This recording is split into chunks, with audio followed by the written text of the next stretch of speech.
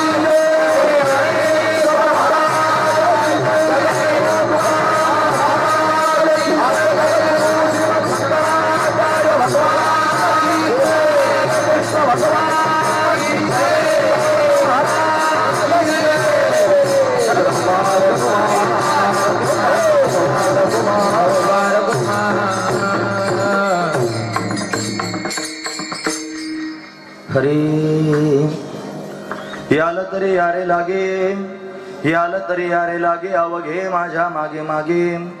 आज देतो पोट भरी, पुरे म्हणाल तो वरी.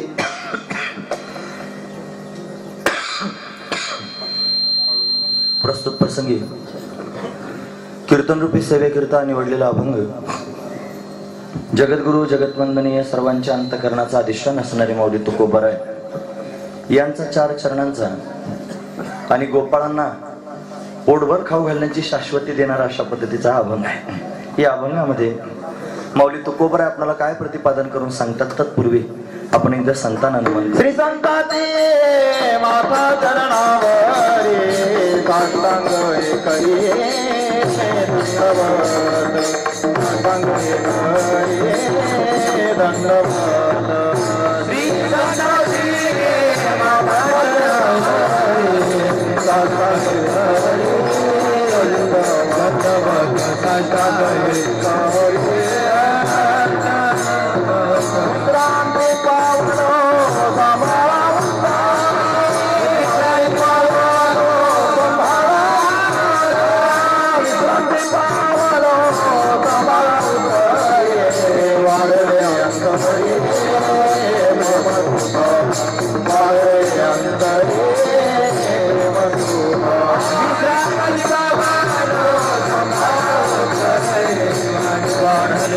करिये.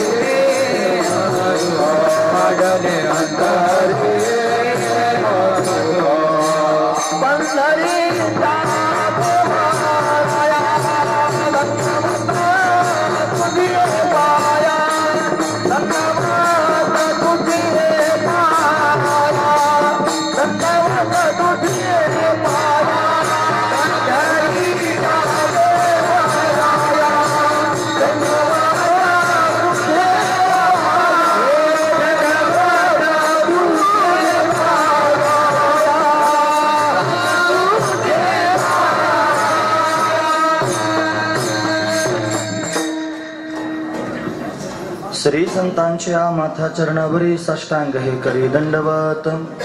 विश्रांती पावलो सांभाळा उत्तरे, वाढले अंतरे प्रेम सुख. याल तरी यारे लागे, याल तरी यारे लागे, अवघे माझ्या मागे मागे. आज देतो पोट भरी, पुरे म्हणाल तो वरी. प्रस्तुत प्रतिवर्षीप्रमाणे याही वर्षी होणारा आपला हा अखंड हरिनाम सप्ताह. या सप्ताहातील असणारी ही काल्याची म्हणजे प्रसादाची असणारी कीर्तन रूपी सेवा हे अकारण करुणा वरुणालय भक्तकाम कल्पद्रुम भगवान पांडुरंग परमात्म्याच्या अथांग करुणेने त्याच्या दयेने आणि या सर्व संयोजक मंडळींच्या माध्यमातून आमच्या वाटेला आलेले आहेत. सेवेकरिता निवडलेला अभंग जगद्गुरु तुकोबरायांचा आहे आणि जगद्गुरु तुकोबरा अभंगाच्या माध्यमातून भगवान आणि गोपाळ म्हणजे भगवंताचे सवंगडी यांचा संवाद वर्णन करून सांगतात. काय सांगतात महाराज? महाराज सांगतात भगवान श्यामसुंदरानं त्याच्या सवंगड्यांकडे पाहिलं आणि लक्षात आलं की हे सगळे गवळ्याच्या घरची मुलं आहेत खरे, पण गवळ्याच्या घरचे असून यांना खायला भेटत नाही. यांच्या घरी दही दूध तूप लोणी सगळं दुखताय, पण दुप्त घरात असून सुद्धा स्वतःला खायला भेटत नाही. मग काय करावं? घरी त्यागणी घरचे लोक सगळ्याची सगळं नवनीत विकायला घेऊन जातात आणि घरी फक्त ताकच शिल्लक राहतं. मग हे आसार असणारं ताक फक्त सेवन करतात, बाकी यांच्या वाट्याला काही येतच नाही.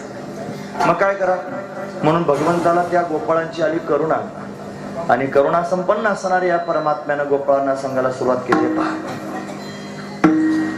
मी तुम्हाला पोटभर खायला देईन, फक्त तुम्ही माझ्या बरोबर यायचं. यालं तरी यारे लागे, अवघे तुम्ही सगळे माझ्या मागे मागे, माझ्या मागे मागे सर्वांनी यायचं. काय करशील मग? आजी देतो पोट भरी, आज पोटभर खायला देतो. कुठपर्यंत देशील? पुरे म्हणाल तोवरी. जोपर्यंत तुम्ही पुरे म्हणत नाही तोपर्यंत खायला देतो. हो म्हणे देवा, आमची तयारी आहे तुझ्या मागे यायची. पण जरी तुम्ही येणार असाल, मी तुम्हाला खायला देणार असलो तरी माझ्या म्हणण्यानुसार वागावं लागेल. काही नियम आहेत, अटी आहेत. म्हणे काय नियम अटी आहेत? म्हणे काय नाही, तुम्हाला फक्त माझ्या बरोबर हळूहळू चालावं लागेल. हळूहळू चाला. बरं, चालत असताना पुन्हा त्यांनी गलबला करायचं नाही, गोंधळ घालायचा नाही, मोठ्यानं बोलायचं नाही, बडबड करायची नाही.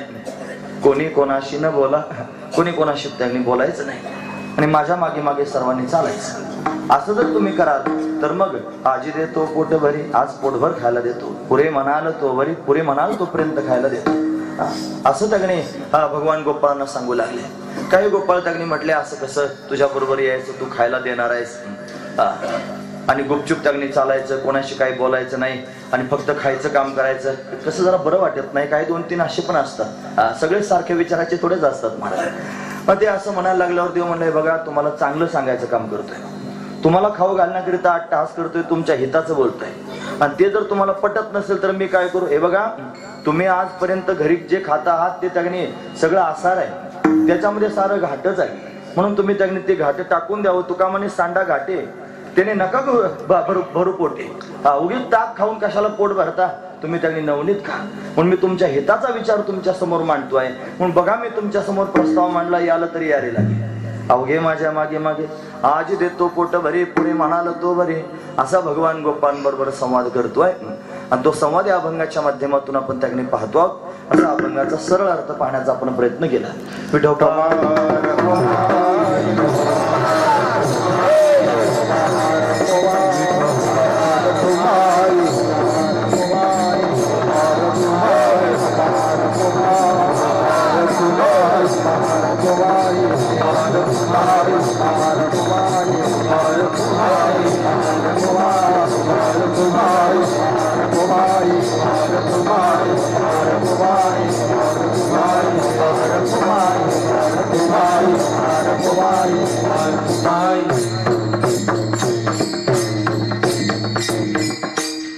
याल तरी यारे लागे, अवघे माझ्या मागे मागे आज देतो पोट भरी, पुरे म्हणाल तो वरी. प्रस्तुत प्रतिवर्षी परमपूजनीय आदरणीय प्रातस्मरणीय वैकुंठवासी बाबांच्या स्मरणार्थ आपण हा सप्ताह या ठिकाणी संपन्न करतो. विठ्ठल बाबांचं तर स्मरण त्याच्यात होतच आहे. या वर्षी आणखी त्यांनी समाधान वाटलं की पायमोडी बाबांचं जिथे त्यांनी स्थान आपण तयार केलेलं आहे, याच ठिकाणी त्यांचा उत्तर क्रिया अंत्यविधी या ठिकाणी झाला. पण तेच असणारे पावन स्थान आहे, त्या स्थानावर आपण हा सप्ताह करतो. आनंदाची गोष्ट आहे. पण या साधू संतांच्या पावन स्मृतीला त्यांनी सदैव चित्तात साठवण्याकरिता हे उपक्रम करणं अतिशय गरजेचं आहे. ज्यांनी आपल्याला काही दिलेलं आहे, आपण कधी त्यांचा उपकार विसरायचा नसतो. आपण त्यांच्या उपकारातून उतराई होण्याकरिता जरी काहीच करू शकलो नाही, कारण आपण बऱ्याच लोकांच्या उपकारातून उतराई होऊ शकतो महाराज. फार मित्रांनी उपकार केला, त्यांना आपल्याला 1000 रुपये दिले, तर आपण त्याच्या मोबदल्यात त्याच्या संकटात त्याला 10,000 रुपये देऊन त्याच्या ऋणातून उतराई होऊ शकतो. मायबापाने फार आपल्याकरिता कष्ट घेतले तर आपण मायबापाला तळ हाताच्या फोडासारखं मरेपर्यंत सांभाळू शकतो. नाही काय तर निदान उपकारातून उतराई होण्याचा प्रयत्न नक्कीच करू शकतो. पण मायबापांपेक्षाही श्रेष्ठ असणारं ऋण जर आपल्या जीवनामध्ये कोणाचं असेल तर ते संत मायबापांचं आहे. आणि ते कशानंच फिटण्यासारखं नाही. काय द्यावे त्यांसी व्हावे उतराई, आणि ठेवीत हा पायी जीव थोडा. म्हणून त्यांनी आपल्याला जे दिलंय त्याच्यातून आपण कधीच उतराई होऊ शकत नाही. त्यांच्या संगतीने आपल्याला वैराग्य झालं, त्यांच्या संगतीने आपल्याला परमात्मा कळाला, त्यांच्या संगतीने आपल्याला त्यांनी साधना जीवनामध्ये प्राप्त झाली, त्यांच्या संगतीतून त्यांनी जीवन आनंदमय अशा पद्धतीने होऊन गेलं. त्यांना विसरून कसं चालेल. म्हणून त्यांनी श्री गुरूंच्या चरणांना कधी विसरू नये महाराज. हे ज्या संगतीनेच विराग झाला, मनोदरीचा जडभास गेला, साक्षात परमात्मा मज भेटविला, विसरू कसा मी गुरुपादुकांना. साक्षात परमात्मा मज भेटविला, विसरू कसा मी गुरुपादुकांना. त्या श्री गुरूंच्या चरणांना मी कसा विसरू. म्हणून त्यांना विसरून चालणार नाही. सदैव त्यांच्या ऋणात राहावं लागेल. सदैव त्यांचे उपकार चित्तात साठवावे लागतील. ते उपकार मरेपर्यंत लक्षात ठेवावे लागतील. तर आपण खऱ्या अर्थानं त्या स्थितीत टिकून राहू. म्हणजे कृतज्ञता आपल्या जीवनात असावी. ती कृतज्ञता संतांविषयीची पोटात जर ठेवून आपण वागत असलो तरच आपलं जीवन आनंदमय होईल. नाहीतर काहीतरी आपल्या जीवनात मिळालं, काहीतरी प्राप्त झालं आणि आपण काहीतरी झालो आणि लोकांनी आपल्याला काहीतरी केलं, हा त्यांनी भाव जर मनात निर्माण झाला, लोक पाया पडायला लागले, आपण बाबा झालो, महाराज झालो, बुवा झालो, सगळे त्यांनी हरिभक्तीपरायण झालो आणि मग आपल्याला काहीतरी पद प्राप्त झालं की मनुष्य या सगळ्या गोष्टी विसरून जातो. म्हणून त्यांना विसरायचं नाही. माणसानं जीवनात कधी गुरु होण्याचा प्रयत्न करायचा नाही. माणसानं जीवनभर शिष्य राहण्याचा प्रयत्न करायचा. माझ्या पोटातली भावना सांगतोय. मला कोणाचा गुरु होण्याचा छंद नाही. मला फक्त एक चांगला शिष्य होऊन त्यांनी जगायचंय. पण उद्या जर त्यांनी कोणी परिचय विचारला तर लोक म्हणले पाहिजे आमक्याचा शिष्य आहे. हे छाती ठोकपणे लोकांनी सांगितलं पाहिजे आमक्याचा शिष्य आहे, मला माझ्या गुरुचं नाव काढायचंय. हा महत्वाचा विचार आहे. का सांगतो कशाकरिता? ते आपल्या सगळ्यांचे गुरु आहेत, ज्यांनी आपल्याला मार्ग दाखवला, ज्यांनी आपल्याला जीवन त्यांनी अशा पद्धतीने दिलं, आनंदमय असणारं जीवन दिलं. म्हणून आपण जीवनभर त्यांचा शिष्य म्हणून आपला परिचय त्यांनी सगळ्या जगाच्या समोर सांगावं. पूर्वीचे लोक जर परिचय विचारला तर आधी बापाचं नाव सांगायचे. रामप्रभूंना त्यांनी परिचय विचारला, तुम्ही कोण आहात? त्यांनी सांगितलं मी अयोध्या नरेश दशरथाचा पुत्र आहे. म्हणजे मी दशरथाचा मुलगा आहे हे आधी सांगितलं. मी राम आहे असं नाही सांगितलं, नंतर सांगितलं मी राम आहे. म्हणजे परिचय आधी वडिलांचा सांगितला. तसे संत मायबाप आहेत, हे वडील आहेत महाराज, मग त्यांचा परिचय सगळ्यात महत्वाचा आहे. मग तो जगाच्या समोर त्यांनी वर्णन करून सांगा. म्हणून अशा पद्धतीने आपण हे जे कर्तव्य करतो आहोत हे अतिशय योग्य करतो आहोत. आपण त्यांची सेवा करतो आहोत. आपल्याच्यानं काहीच उतराई होता येत नसलं तरी सुद्धा त्यांच्या या सेवेने त्यांनी महाराज काहीतरी उतराई होण्याचा प्रयत्न तरी नक्कीच करतो. म्हणून काय द्यावे त्यांची व्हावे उतराई, ठेविता पायी जीव थोडा. जीव त्यांच्या चरणी ठेवला तरी सुद्धा आपण त्यांच्या ऋणातून उतराई होऊ शकत नाहीत. त्यांना समाधानी करण्याकरिता, त्यांना सुखी करण्याकरिता आपण काय केलं पाहिजे? आपण आपल्या जीवनामध्ये त्यांनी सांगितलेल्या मार्गावर चाललं पाहिजे. ते म्हणतील तसं आपण वागलं पाहिजे. त्यांनी आपल्याला जसं वागायला सांगितलंय त्या रेघेत जर आपण वागायचा प्रयत्न केला आणि आपलं जीवन जर त्या रेघेत त्यांनी सुरू राहिलं तर ते आपल्यावर निश्चित प्रसन्न राहतील. हे तेवढं शाश्वतीने लक्षात घेण्यासारखं आहे. मग ते स्वतः आचरण करून त्यांनी जगणारे महापुरुष होते आणि त्यांनी जगाच्या समोर आचरण कसं करावं हे त्यांनी स्वतः क्रियेतून करून दाखवलं. तैसे संत जगी आणि क्रिया करून द्यावी. म्हणून त्यांनी जगाला ती क्रिया करून दाखवली. आपण फक्त त्यांच्या पद्धतीनं चाललं पाहिजे हा महत्वाचा विचार आहे. मग ते चालणं आपल्या जीवनामध्ये आलं, आपण चालतो आहोत, आनंदाची गोष्ट आहे. म्हणून हा सप्ताह या ठिकाणी त्यांच्या प्रित्यर्थ संपन्न झाला. या सप्ताहाचा आज काला आहे. काला म्हटलं की पूर्णता असते. काल्याचं कीर्तन म्हणजे कलशाचं कीर्तन असतं, पूर्णतेचं कीर्तन असतं. मग काय सांगावं या काल्याच्या दिवशी? भगवंताचं चरित्र सांगावं. मधुर असणारं परमात्म्याचं चरित्र, गोड असणारं परमात्म्याचं चरित्र. आपलं जीवनच आहे परमात्म्याचं चरित्र.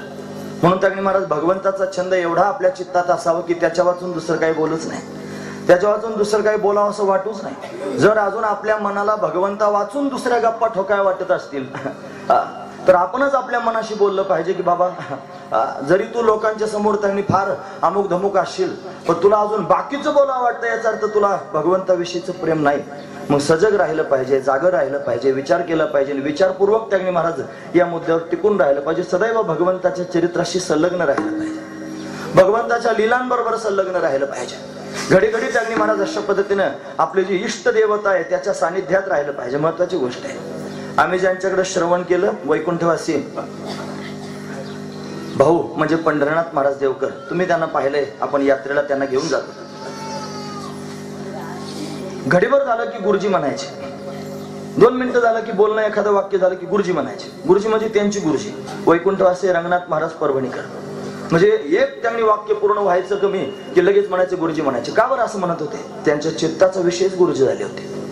गुरुजी वाचून दुसरं काही दैवतच चित्तात राहिलं नव्हतं. आम्ही जवळून पाहिले त्यांना. म्हणजे जी देवता आपण आराध्य देवता मानली, इष्ट देवता मानली, तिचं अखंड चिंतन आपल्या जीवनामध्ये घडावं. तिला ब्रह्मस्वरूप समजून फक्त लोक तोंडानं गुरुर ब्रह्मा, गुरुर विष्णू, गुरुर्देव महेश्वरा, गुरु साक्षात परब्रह्म असं त्यांनी म्हणतात. पण परब्रह्म मानलं पाहिजे ना, त्याला परब्रह्म समजून त्याचं चिंतन केलं तर तीच आपली देवता आहे. गुरुविना देव नाही तुझा, महत्वाचा विचार आहे. तो का म्हणे कैसे आंधळे हे जन आणि गेले विसरून खऱ्या देव, असं त्यांनी म्हटलं जातं. म्हणजे तात्पर्य एवढंच आहे की त्यांनी त्यांची इष्ट देवता गुरुजींना मानलं, घडीभर झालं की गुरुजी म्हणायचे असं म्हणत होते. तसं आपण आपली इष्ट देवता काय मानली असेल? कोणी रामाचं चिंतन करणार आहे, त्याच्या डोळ्यासमोर कोदंडपाणी असणारा राम सदैव उभा राहावा. हातामध्ये धनुष्य, कोदंड नावाचं धनुष्य ज्याच्या हातात आहे, जो सरळ त्यांनी उभा आहे, शांत मुद्रेमध्ये उभा असणारा राम आहे. त्यानं घडी घडी राम राम म्हणत राहावं. तो राम डोळ्यासमोर त्यांनी आठवावा. तेच त्याच्या जीवनाचं सार्थक आहे. जो कृष्ण भक्ती करणारा असेल त्यानं त्यांनी देवडाचरण असणारा श्याम सुंदर डोळ्यासमोर पाहावा. एक पाय सरळ आहे, एक पाय तिरका ठेवलेला आहे, सावळा सुकुमार आहे, करदळीच्या गाभ्या समान त्याचे चरण आहे आणि त्या चरणांना सदैव चित्तात त्यांनी आठवतोय अशी भूमिका त्याच्या पोटात कायमस्वरूपी असावी. त्यानं ते भगवंताचे चरण आठवावेच हे त्यांनी त्याचं आद्य कर्तव्य, ते त्याच्या जीवनाचं फल आहे. एखादा जर पांडुरंगाची भक्ती करतोय, तोच रामकृष्ण झाला, तोच कृष्ण पांडुरंगाच्या रूपाने उभा राहिला. तो समचरण सरोजम सांद्र नीलांबुदाभम जगरणी हितपाणी मंडनम मंडनाना. असं ज्याच्याविषयी बोललं जातं तो परमात्मा विटेवर समान चरण ठेवून भाय. तुकोबरायांचं ध्यान आहे महाराज. तुकोबरा ध्यान करतात ते म्हणतात समचरण दृष्टी विटेवरी साजिरी तेथे माझे हरिवृत्ती राहो आणि कन लगे माईक पदार्थ तेथे माझे आर्त नको देवा.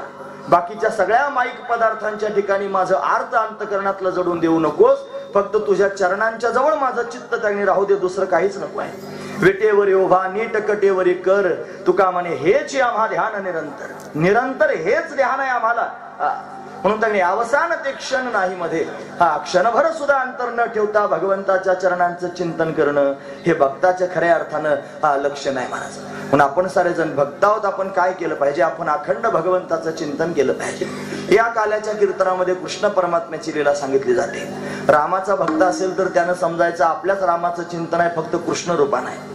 विठ्ठल विठ्ठल म्हणत असेल तर त्यानं हेच लक्षात घ्यायचं जो विठ्ठल विटेवर उभा आहे तोच कृष्ण रूपानं आहे. म्हणजे त्यांनी रामाचा असो किंवा विठ्ठलाचा असो कृष्णाचं चिंतन झालं म्हणजे दोघांचंही त्याच्यातच होतं. हा महत्वाचा भाव आहे. म्हणून कृष्ण चिंतनामध्ये स्वतःला त्यांनी समर्पित करून टाकावं. त्या कृष्णाचा छंद मनाला लागावा.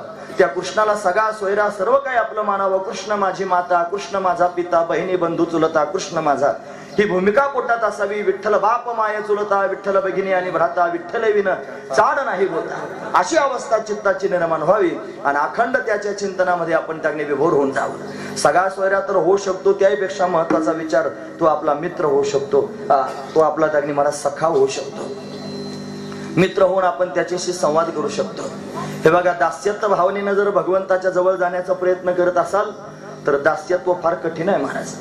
एखाद्याचं दास होणं सोपं नाही, कारण त्या दास्यत्वामध्ये एवढी सुद्धा चूक सहन होत नाही. महत्वाची गोष्ट आहे. म्हणून दास्यत्व सर्वांना करता येत नाही. दास्यत्व निकट हनुमंते पै केले म्हणून देखील रामचरण.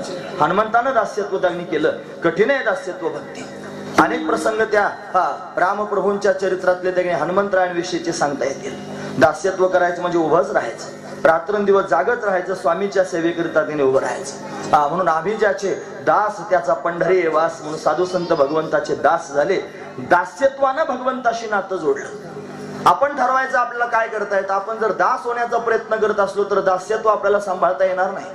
मग अनेक प्रकारच्या भक्ती आहेत. श्रवणम, कीर्तनम, स्मरणम, विष्णुपाद सेवनम, अर्चनम, वंदनम, दास्यम, सख्यम, आत्मनिवेदनम.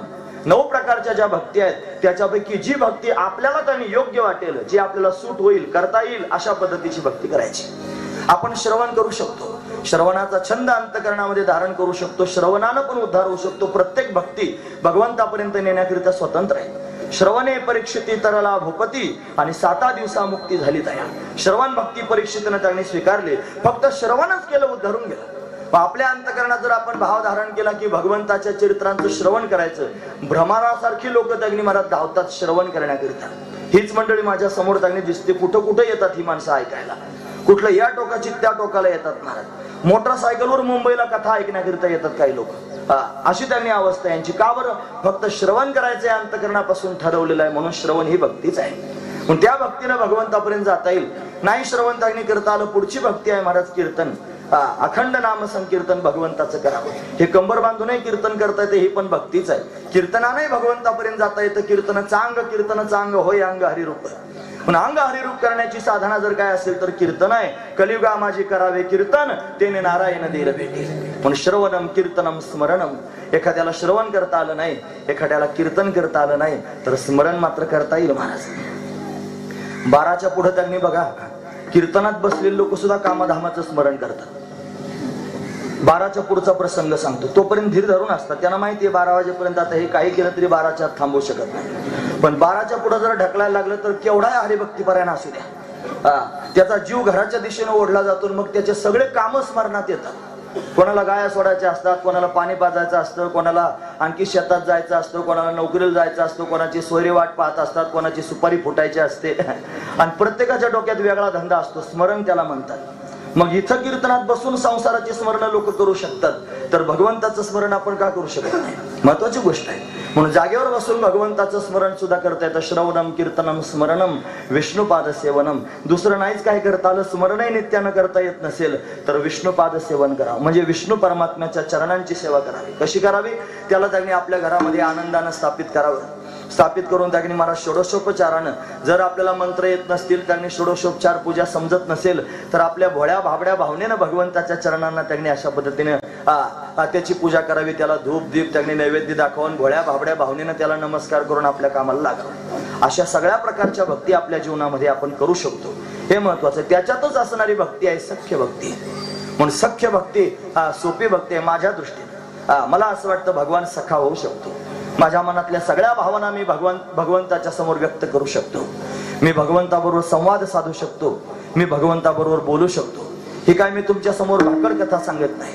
अरे मनातली मनात त्यांनी बोलायला लागतं काय. त्याच्या चरित्रात जर प्रवेश केला तर प्रवेश केल्यानंतर जीवनच तसं होऊन जातं. एका गावामध्ये त्यांनी रामायण आलो. तो पूर्वीच्या काळात ती रामकथा व्हायच्या ना.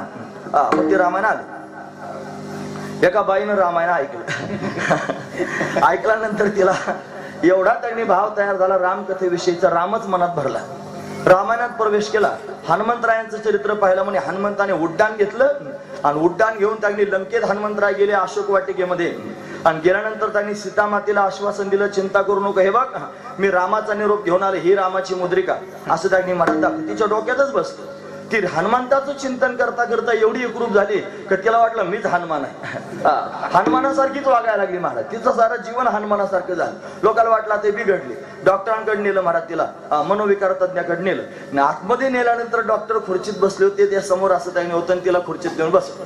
म्हणे काय झालं यांना, काय झालं सांगायच्या आतच बाईनं त्यांनी बोटातली अंगठी काढली आणि डॉक्टरच्या टेबलावर खटकन वाजवली. खट अशी वाजली. ही घे रामाची मुद्रिका, डॉक्टरला म्हणली. डॉक्टर पाहतच राहिले. ही घे रामाची मुद्रिका. काय झालं याचा अर्थ काय होतो. अहो तिच्या चित्ताने एवढा विचार केला त्या रामकथेचा, एवढा विचार केला त्या हनुमंताच्या चरित्राचा की तिचं जीवनच तसं होऊन गेलं. काय हरकत आहे आपण भगवंताचं चिंतन करायला. आपण सावध आहोत. ती बिचारी भोळी बाबडी तिने सर्वांगानं त्यांनी सोडून दिलं सगळं आणि अखंड त्याचं चिंतन केलं म्हणून तशी झाली. आपण त्यांनी अंग राखून आहोत. आपल्या पोटात भामटेपणा आहे. हा खरा मुद्दा. मी माझं सांगतो. जाऊ द्या कोणाला राग येत असलं तर काय करायचं मला त्याच्या रागाचं. मी माझं सांगतो.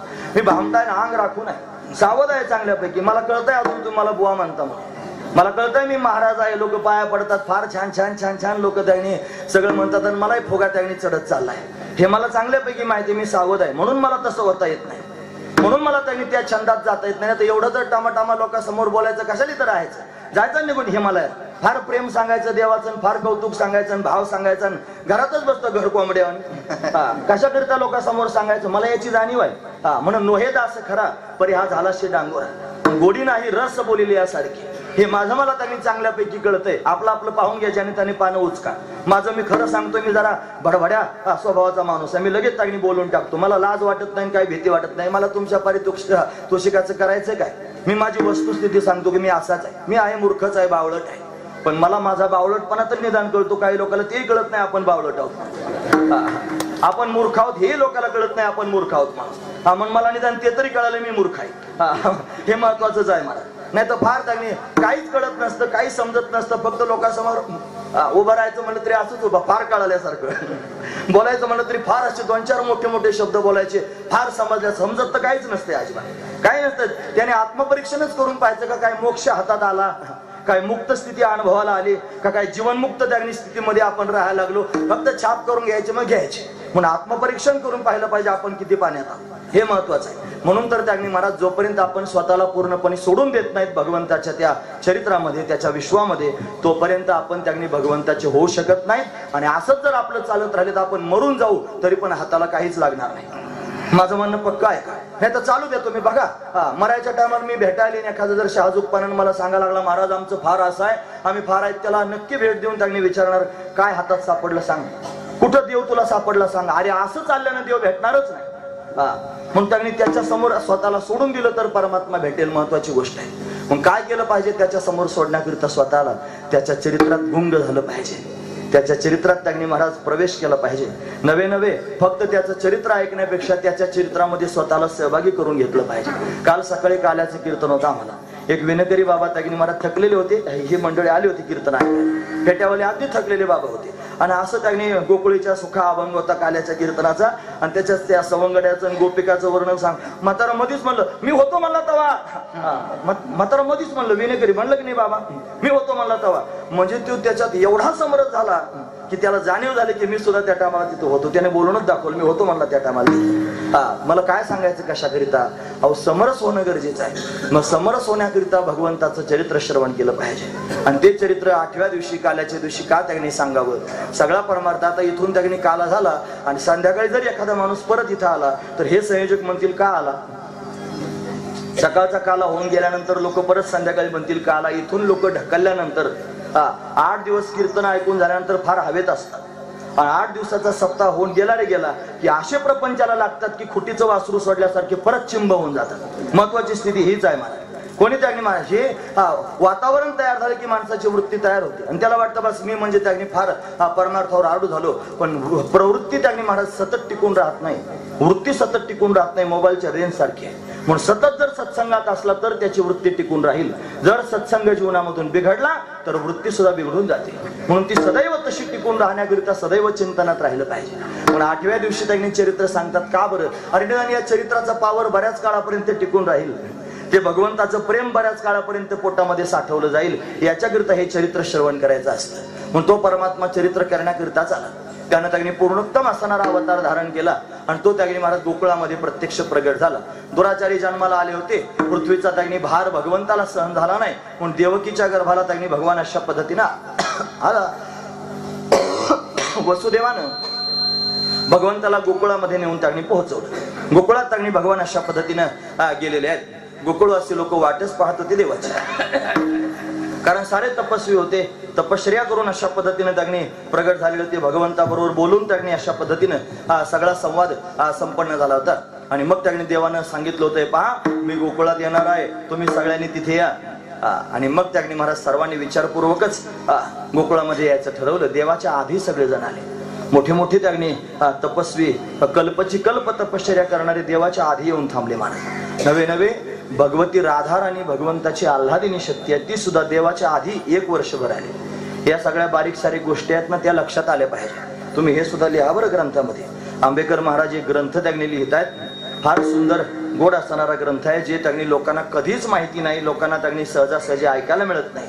त्याचं संशोधन करून अशा पद्धतीने ते लिहित आहेत, आणि ते लिहून त्यांनी त्याचा ग्रंथ तयार होणार आहे. त्याच्या सगळे बारकावे त्यांनी महाराज आपल्याला पाहायला मिळणार आहेत. आता अजून वेळ आहे, आम्हाला त्यांनी प्रकाशन त्याचं करण्याचं मनोदय आहे, पण अजून जर संकलन होत असलं तर थोडंसं थांबून आपण प्रकाशन करूया, जेणेकरून त्यांनी जास्त गोष्टी लोकांना त्याच्यामध्ये पाहायला मिळतील. म्हणून ते बिचारे त्यांच्या कामातून वेळ काढून अगदी त्यांनी धावपळीचं जीवन जरी असलं, जबाबदाऱ्या बऱ्याच असल्या तरी सुद्धा संशोधन करून आपल्या जागेवर कवेना पण भगवंताचं काम करतायत, कथा कीर्तन करतायत. मला मोठं समाधान आहे. काल कोणीतरी म्हणलं महाराज तुमच्या बरोबर बरीचशी मंडळी त्यांनी तयार झाली, फार कीर्तन प्रवचन कथा करू लागली. मला याच्यात फार समाधान आहे, मला याच्यात फार समाधान आहे. फक्त या सगळ्या लोकांना अगदी त्यांनी रेग आखून दिलेली आहे. या रेघेत या सगळ्या लोकांनी वागायचं. बेदोने 5 कधी म्हणायचं नाही. आपल्या बेदोने 5 होतच नाहीत महाराज, बेदोने 4च होतात. बेदोने 4च म्हणायचे.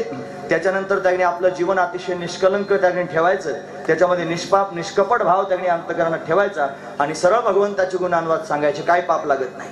म्हणून त्यांनी फार विद्वान पंडितच भगवंताचे गुणानुवाद सांगू शकतो असं अजिबात नाही. म्हणून त्यांनी भगवंताचं प्रेम पोटात आहे तो सुद्धा भोळ्या बाबड्या भावनेनं सांगू शकतो. पण ही सगळी मंडळी त्यांनी सांगतायत, मला याच्यात फार आनंद वाटतोय.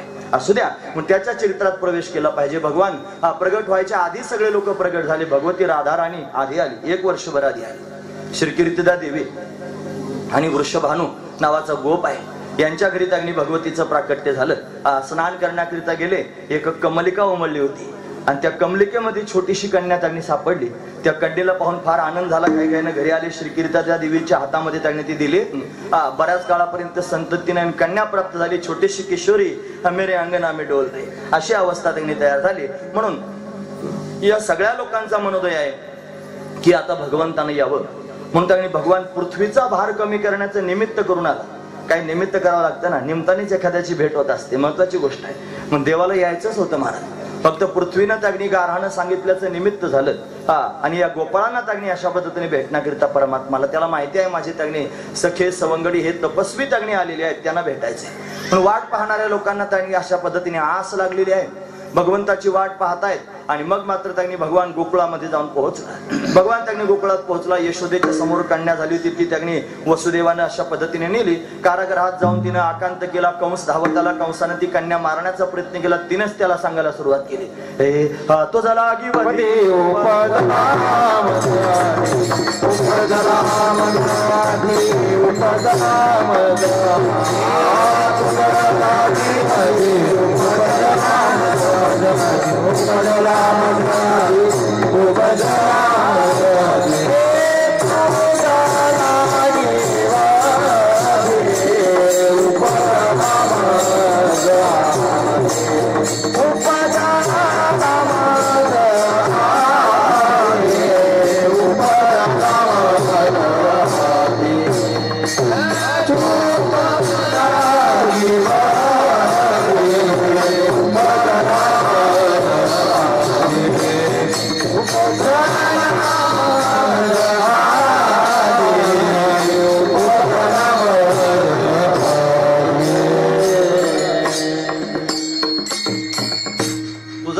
उपजला मजा आधी तिनं कंसाला सांगून टाकलं की तुला मारणारा अग्नी माझ्या आधी जन्माला आलेला आहे. कंस अग्नी भयभीत झाला.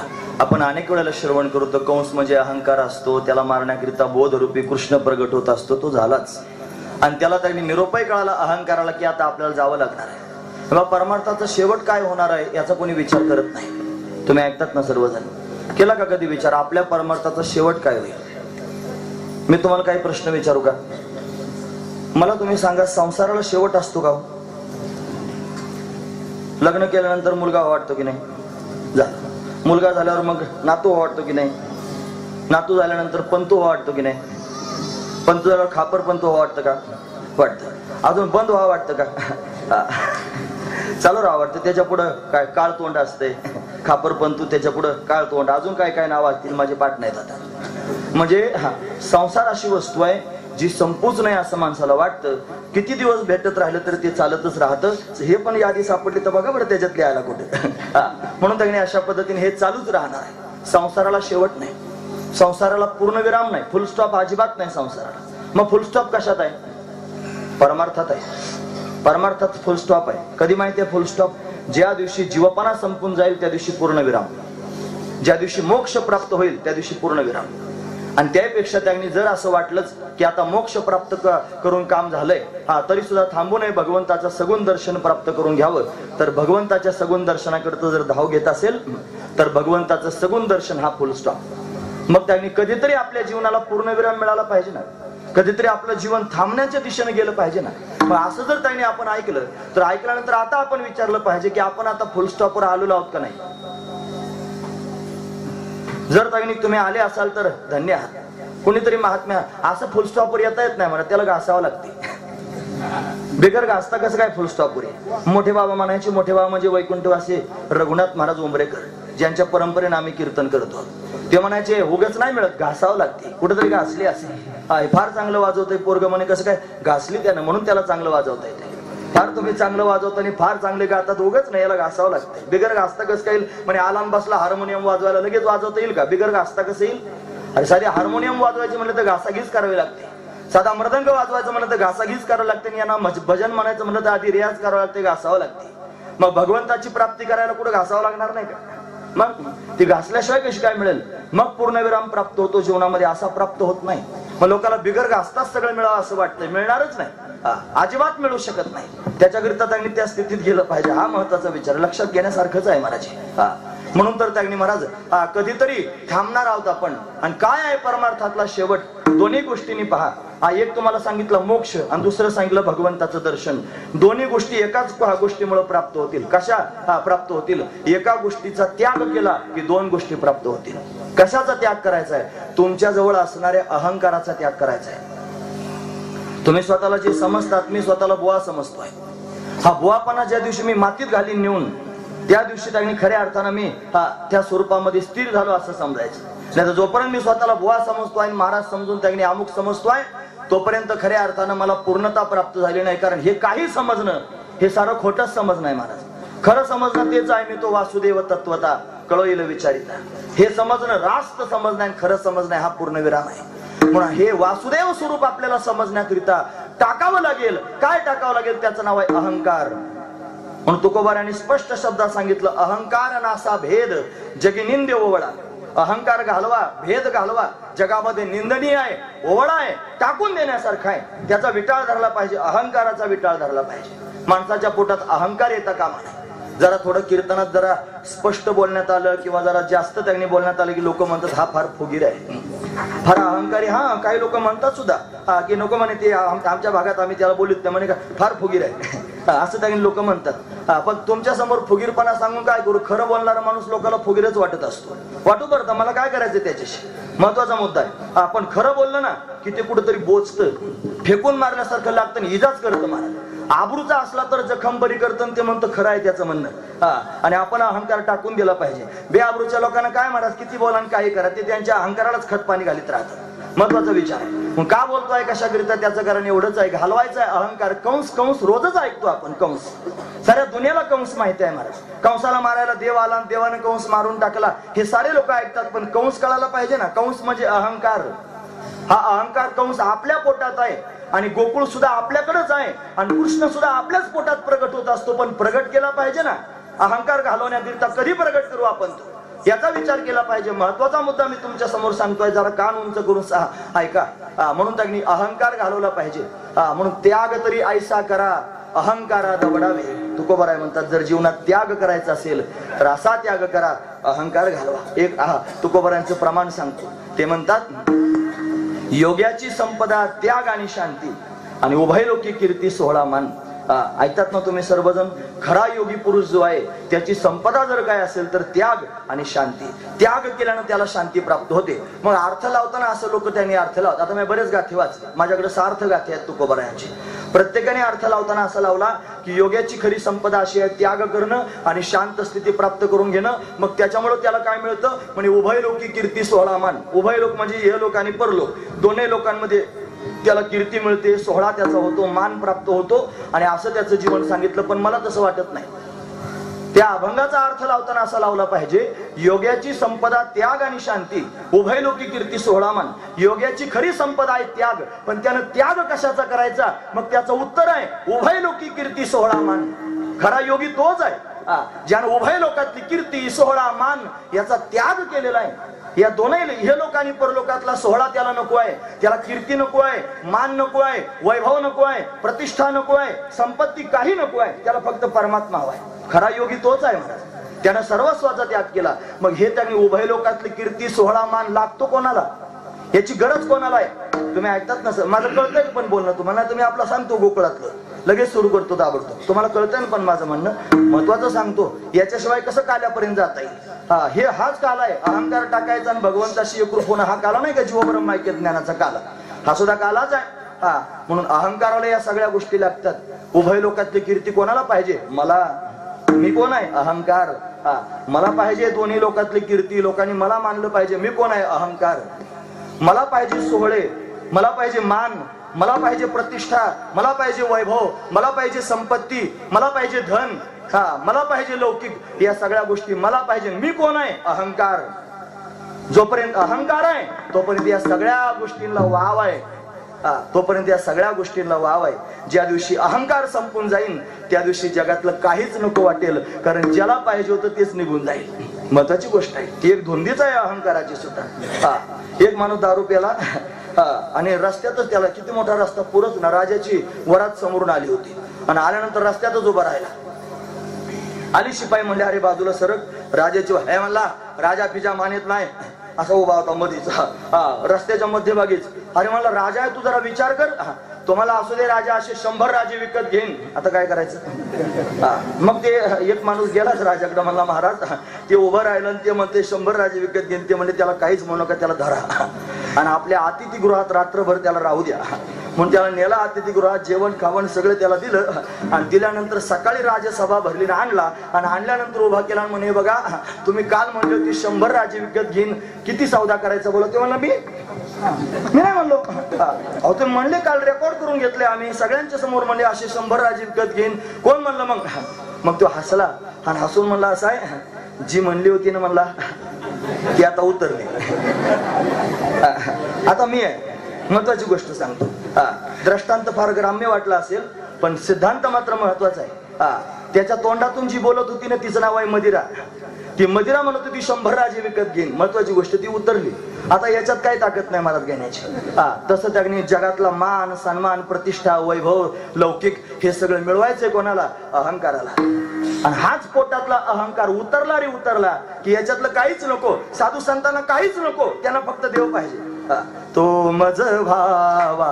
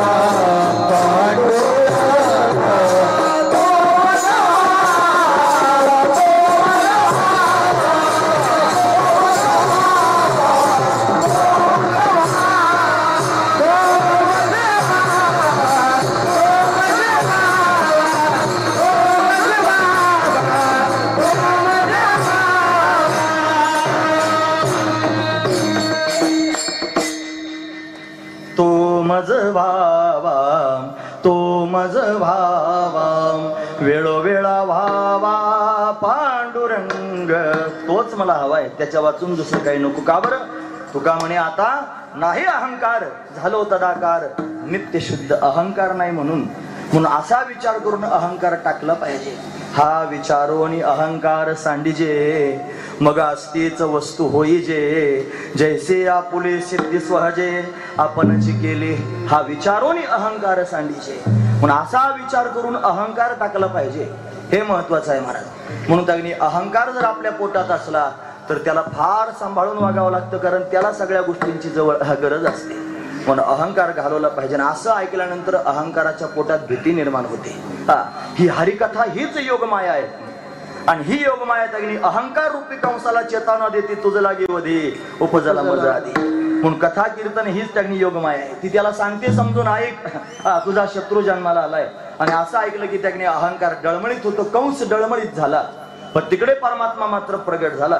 परमात्म्याच्या प्राकट्याची बातमी त्यांनी नंदराजाची बहीण सुनंदा तिला कळाली. यशोदेला तिनं जाग केलं. वहिनी तुम्हाला पुत्र झाला. सगळ्या गावात सांगण्याकरिता फिरू लागली. गवळण सांगे गवळणीला पुत्र झाला यशोदेला. सगळा गाव आनंदाने विभोर होऊन भगवंताला पाहण्याकरिता येऊ लागला. नटून थटून शृंगार करून सर्वजण पाळण्यात त्यांनी भगवंताला घातलेला आहे. त्याला पाहण्याकरिता आले. खेळणा पाळणा सुंठवडा वस्त्र आभूषण या सगळ्या गोष्टी आपल्या बरोबर घेऊन सर्वजण येऊ लागले.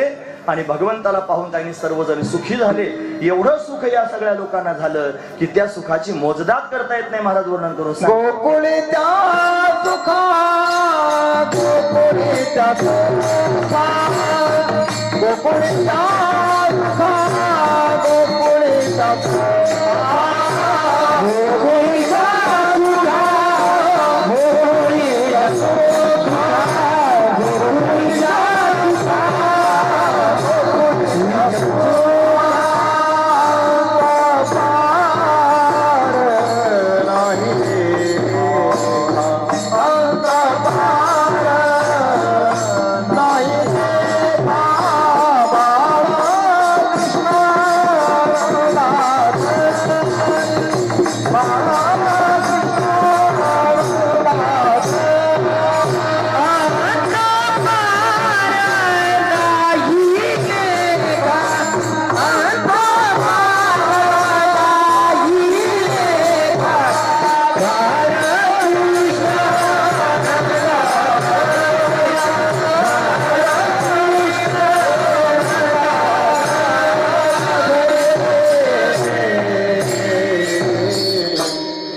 गोकुळच्या सुखा अंतपार नाही लेखा. गोकुळातल्या सुखाला अंतपार नाही महाराज. एवढं सुख भगवंताच्या दर्शनानं झालं. उगाच सुख होत नसतंय महाराज एखाद्या गोष्टीचं.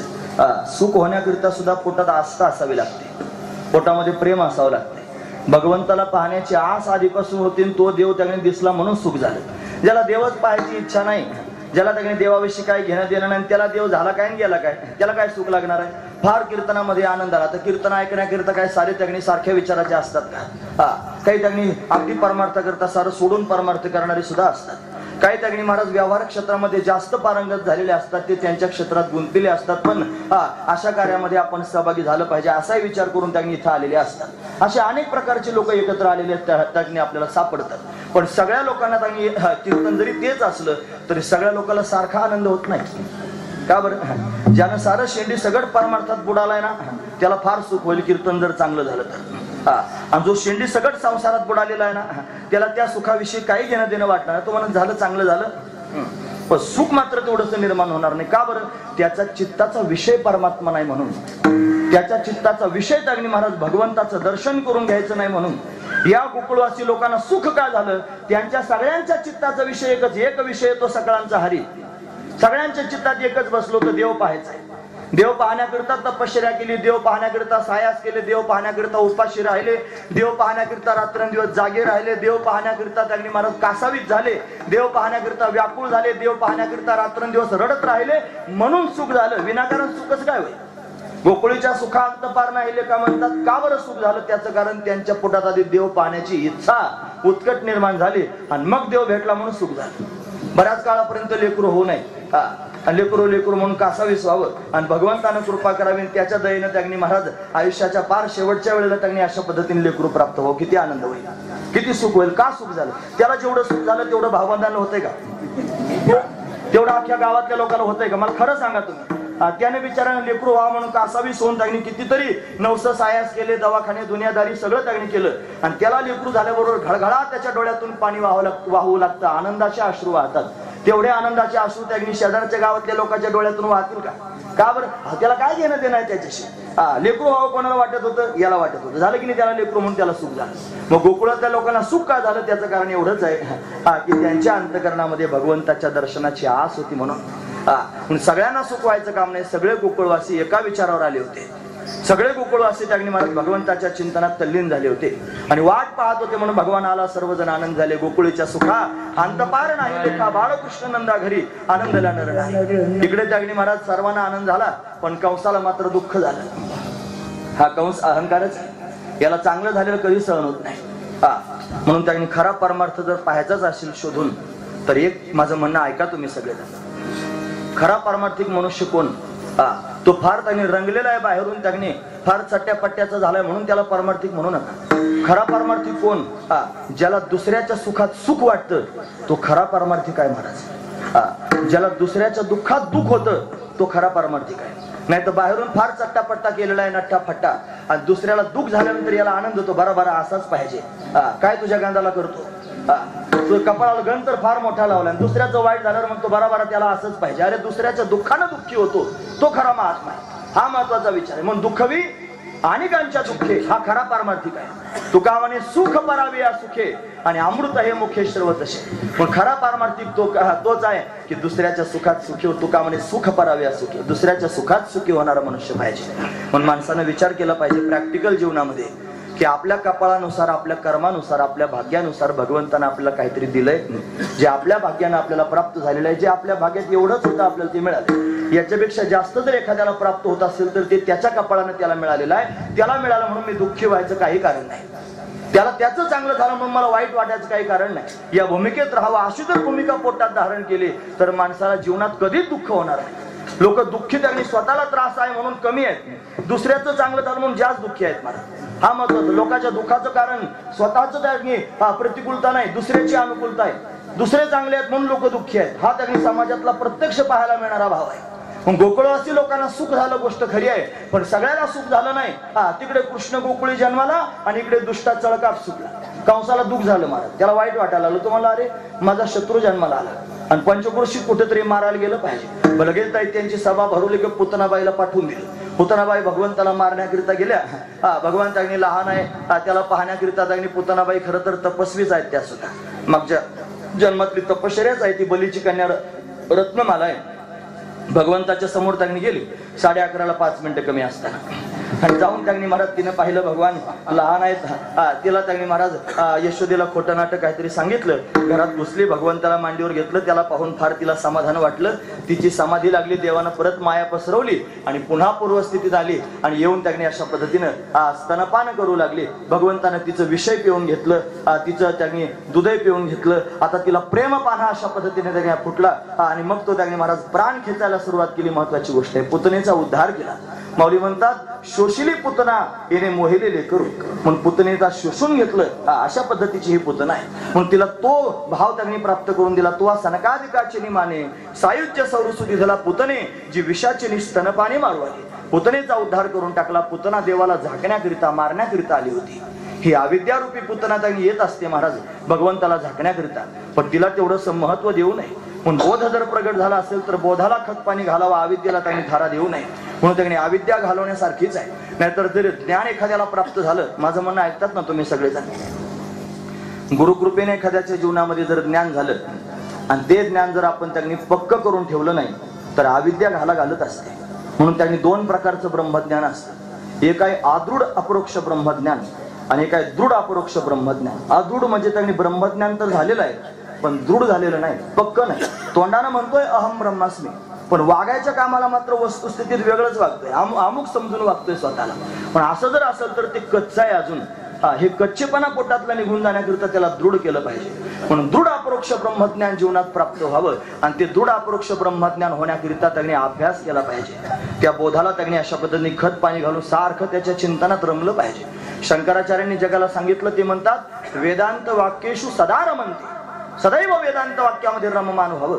वेदांत वाक्यांचं श्रवण करावं. तत्वमसि, ते ब्रह्म तू आहेस असं जर श्री गुरूंनी आपल्याला सांगितलं तर अखंड त्या वाक्याचं चिंतन करत राहावं. त्याने जर सांगितलं अहम ब्रह्मास्मी, तू मी ब्रह्म आहे, ही भूमिका जर पोटात उतरली असली तर त्या भूमिकेला सोडायचं नाही, अखंड त्याच्यात राहायचं, त्या भूमिकेत राहायचं. हे वेदांत वाक्य सदैव त्याच्यात रममान व्हायचं आणि या भूमिकेत राहूनच त्यांनी बाकीचे सगळे व्यवहार करायचे. मग व्यवहार कोणाच्या बापाला चुकत नाहीत महाराज. कोणी किती मोठा झाला जीवनमुक्त जरी झाला तरी सुद्धा व्यवहार चुकत नाही. महाराजांना प्रश्न विचारला मग एकदा. आम्ही वृत्तीप्रभाकर नावाचा ग्रंथ तुंतुनी महाराजांकडे ऐकला आणि ते आम्हाला सांगायकरिता सोनेवाडी गावामध्ये राहिले. त्यांना मी प्रश्न विचारला, मला महाराज एवढे मोठे ब्रह्मज्ञानी लोक त्यांनी असतात, स्वरूपाचा बोध त्यांना प्राप्त होतो, मग व्यवहार कसे काय करतात? ब्रह्मज्ञान झाल्यावर व्यवहाराचा काय संबंध राहिला? त्याने त्यांच्या मस्तीत मस्त राहायचं. त्याने एका क्षणात उत्तर दिलं. ते म्हणजे असं आहे की प्रारब्ध एवढं बलवत्तर आहे की जीवनमुक्त पुरुषाला सुद्धा वृत्तीवर आणतं आणि वृत्तीवर आणून व्यवहार करायला लावतं. जीवनमुक्त जरी पुरुष झाला तरी व्यवहार करताना दिसतो. सगळे व्यवहार चालू असतात. त्याची पुत्र म्हणे माझा पिता, पत्नी म्हणे माझा भरता, शिष्य म्हणे गुरु तत्वता, हे सगळं त्यांनी त्याच्या जीवनात सुरू असतं. त्याचं खाणं बंद नसतं, त्याचं झोपणं बंद नसतं, त्याचं बोलणं बंद नसतं. त्याचे सगळे व्यवहार पूर्वीसारखेच असतात. मग बदल काय झालेला असतो? फक्त त्याची मान्यता बदललेली असते. मान्यतेच्या परिवर्तनानं परिवर्तन. आता लोकांनी बाहेर पाहिलं, जगाकडे लोक म्हणतात जग आहे, आणि महात्म्याने पाहिलं तो म्हणतो देव आहे. याचं शब्द वेगळे आणि त्याची वेगळे. का बरं वेगळे झाले? यांची मान्यता याला सत्य समजण्याची आहे, जगत सत्यत्वाची मान्यता अज्ञानी जीवाची असते, आणि महात्म्याची मान्यता काय असते? या उपाधी माझी गुप्त आणि चैतन्य असते सर्वगत.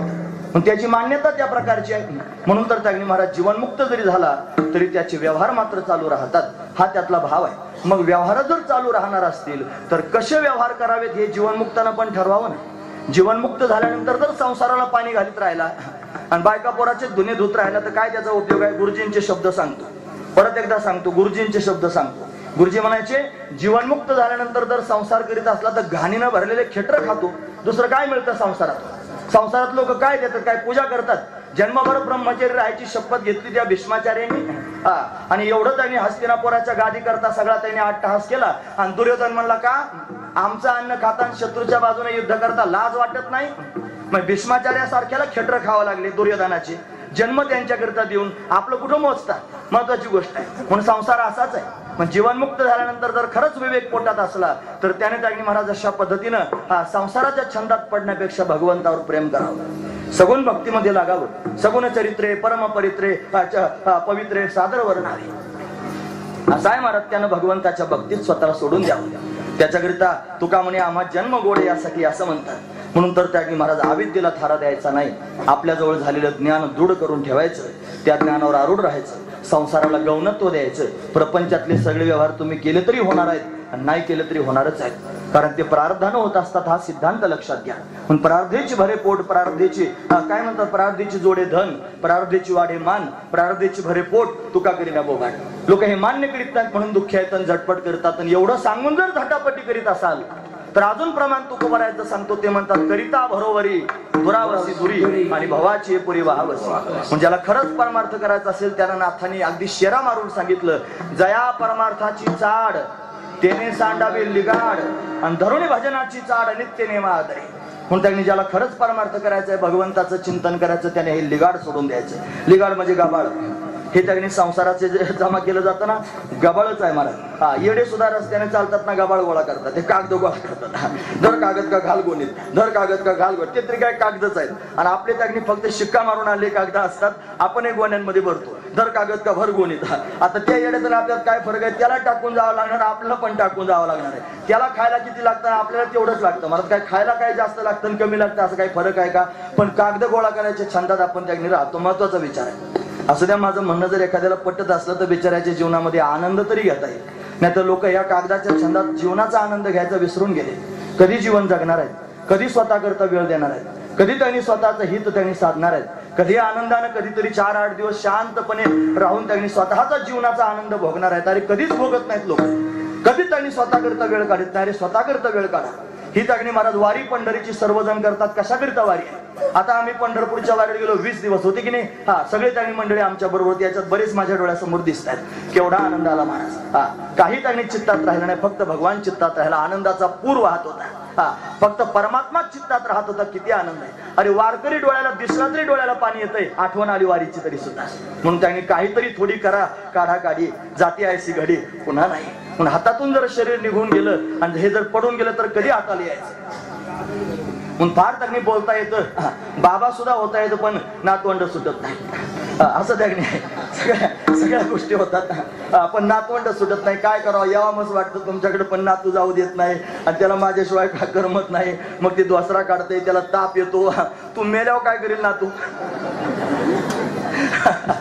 डोबा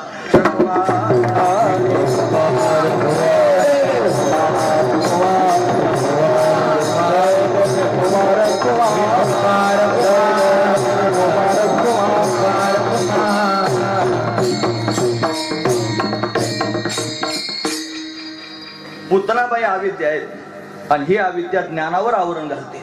मग काय केलं पाहिजे? तिला महत्व द्यायचं नाही, ज्ञानाला महत्व द्यायचं. आणि ज्ञानाला महत्व देऊन ते ज्ञान दृढ करायचं. त्या ज्ञानावर आरूढ होऊन अशा पद्धतीने पुढे चालायला लागायचं. पुतना निघूनच जायला आपण. म्हणून पुतना भगवंतानं घालवली. कंसाला बातमी कळली. कंसानं अनेक दैत्यांना पाठवलं. यानं शकटासूर पाठवला. बैलगाडीच्या रूपात आला. देवानं लाट मारल्याबरोबर उडून गेला महाराज. शकटासूर म्हणजे भोगमय प्रवृत्ती. भगवंताच्या चरण स्पर्शानं भोगमय प्रवृत्ती संपून जाते. भगवान संतांच्या रूपाने येतो आणि त्या संतांच्या चरणाचं रज लागलं की पोटातली वासना संपून जाते. संत चरण रज लागता सहज आणि वासनेचे बीज जळून जाईल. जन्म अभावता स्थिती जर प्राप्त करून घ्यायची असली तर वासनेचा क्षय व्हावा लागेल. वासना प्रक्षयो मोक्ष. वासनेचा क्षय झाल्याशिवाय मोक्ष प्राप्त होत नाही. असं बोलायला लागलं आपापले पानं उचकीत राहायचे आणि मनाला विचारायचं काय वासना शिल्लक आहे का? वासना काय फक्त विषयाचीच नसते. वासना काय फक्त बायकोचीच नसते. वासना तागणी महाराज मुलाची असते, वासना घराची असते, वासना लेण्या लुगड्याची असते, वासना खानपानाची असते, वासना मानप्रतिष्ठेची असते. कशाचीही वासना असू शकते आणि कशाचीही शिल्लक राहिली तरी देव नाही, फक्त संसार. देव नाही, फक्त संसार. मग असं तपासून पाहिल्यानंतर जर कळालं अजून वासना शिल्लक आहे तर त्यांनी अभियान उभं केलं पाहिजे. त्यानं त्यांनी प्रकल्प उभा केला पाहिजे आपल्या जीवनात. कशाकरिता? जिथं वासना सापडल तिथं धोपटून काढायची. वासना ओढाळ गाय आहे, तिचा त्यांनी हाणून मोडा पाय. असं म्हणलं की नाही, वासना ओढाळ गाय रे गाड्या, वासना ओढाळ गाय. ती वासना रूपी गाय जर पोटात त्यांनी असेल, संसाराची वासना, भोगमय त्यांनी असणारी वासना, भोगमय प्रवृत्ती, तिला त्यांनी घालवलं पाहिजे. नाहीतर जन्मभर त्यांनी लोकांचा असा जर बसला ना 4 लोकांमध्ये माझ्यासारखा, तर हे सभा जिंकून घेतो. तुमच्यावर वजन आणून घ्यायला लागतं काय? तुमच्या पुढे छाप करून घ्यायला काय लागतं? मला तुम्ही माना डोलावता आहात, तुम्ही ऐकता आहात आणि फार मी छाप मध्ये तुमच्या समोर बोलतोय, पण माझ्या पोटातल्या वासना मला दिसतात ना. म्हणून त्यांनी वासना जर संपत नसतील तर लोकांसमोर किती शहाजूकपणा केला, त्याचा काय उपयोग आहे? मेल्यावर परत जन्माला यावं लागेल वेड्या. लोकांसमोर छाप करून काय घेतो? वस्तुस्थिती पाहिली पाहिजे. वासना संपली का? जोपर्यंत ती वासना भोगाची संपत नाही जोपर्यंत वासना संसाराची संपत नाही तोपर्यंत परमात्मा भेटू शकत नाही. म्हणून त्याच्या संसार वासना मग कृष्ण दर्शन लालसा. संसाराची वासना टाकल्याशिवाय कृष्ण दर्शनाची लालसा पोटात तयार होऊ शकत नाही. म्हणून वासना घालवली पाहिजे. म्हणून देवानं लाथ मारल्याबरोबर शकटासुराचा उद्धार झाला. काय केलं? देवानं वासना घालवली, देवानं भोगमय प्रवृत्ती घालवली. गाडी त्यांनी मोडून टाकली म्हणजे संसाराची गाडी मोडली. संसाराची गाडी बाहेरून मोडावं लागत नाही. नाही तर कीर्तन ऐकल्यावर एखादा जेसीबी लावायचा आणि घ्यायचा सारे भिताड पाडून. असं काही करू नका माय बाप. संसार बाहेरचा पाडायचा नाही. तुम्हाला कोणी म्हणत नाही बाहेरचा संसार मोडा म्हणून. तुमचं जे आहे ते तसंच राहू द्या. फक्त संसार पोटातला पाडा. जेसीबी जर आणायचं असेल तर पोटात घाला आणि पोटात घालून खरडून काढा त्या संसाराला आतून अंतःकरणातून. जेवढे जगणी महाराज प्रसंग तुमच्या जीवनात प्रारब्धानं आले असतील तेवढे करीत राहा. त्याच्याशी आमचं काही दुमत नाही. आले भागात ते करीतो, तुझे नाम उच्चारितो. म्हणून संसार पोटात नसावा. नाही तर लोक कीर्तनात येऊन बसतात आणि चपलाचं चिंतन करतात. राहिली 2 तास म्हणजे बरी. आता बसला कीर्तनात आणि चिंतन चपलाचं चाललं. अशा ठिकाणी एक इकडे टाकायची एक इकडे टाकायची तरी चिंतात. कुत्र्याने एक केली मग काय करायचं ती जुने पुढे घोटाळा. म्हणजे त्या चिंतन चप्पल तिच्या जागेवरच आहे पण चिंतन मनात आहे. हा महत्वाचा विचार. म्हणून चप्पल मोडू दे त्याच जागेवर राहील. तू पोटातून घालव हे महत्वाचं आहे. म्हणून संसाराची वासना घालायची. पुढचं ऐका. मी भगवंताचं चरित्र सांगतोय. एखाद्याला वाटेल काहीतरी सांगतोय काहीतरी अजिबात सांगत नाही. भगवंताचा चरण स्पर्श झाल्याबरोबर शकटासुर मारला गेला की नाही. म्हणून ही वासना जर पोटातली जायची असेल, हा संसार जर पोटातून घालवायचा असेल तर त्याला एकच साधन आहे, भगवंताच्या चरणांचा स्पर्श व्हावा. म्हणून ज्या अंतःकरणामध्ये आपण संसार साठवलेला आहे त्याच अंतःकरणामध्ये आपण भगवंताच्या चरणांचं स्मरण करावं. जर आपण त्याच अंतःकरणात भगवंताच्या चरणांचं स्मरण करत राहिलो, जर आपण भगवंताचं नामचिंतन करत राहिलो, जर भगवंतालाच या देहात भरलं तर हे आपोआप बाजूला जातील. हे तुका म्हणे देह भरेला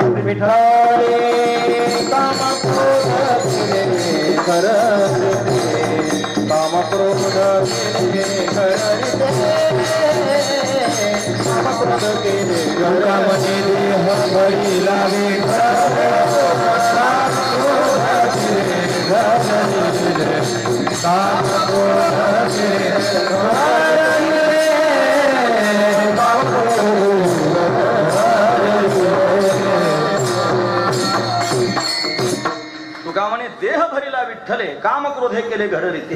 म्हणून भगवंताला आतमध्ये साठवावं. काम क्रोध विकार भोग वासना संपून जाते. शकटासुराचा उद्धार झाला. देव रांगू लागला. रांगणाऱ्या देवाला मारण्याकरिता तृणावर्त नावाचा दैत्य आला. भागवतात वर्णन आहे. दैत्यो नामना तृणावर्त कंस भृत्य प्रणोदिता चक्रवात स्वरूपेन जहारासीन वरभकम. तो आला सोसाट्याच्या वाऱ्याच्या रूपाने आला. रांगणाऱ्या कन्हैयाला त्याने अशा पद्धतीने उचलून नेलं.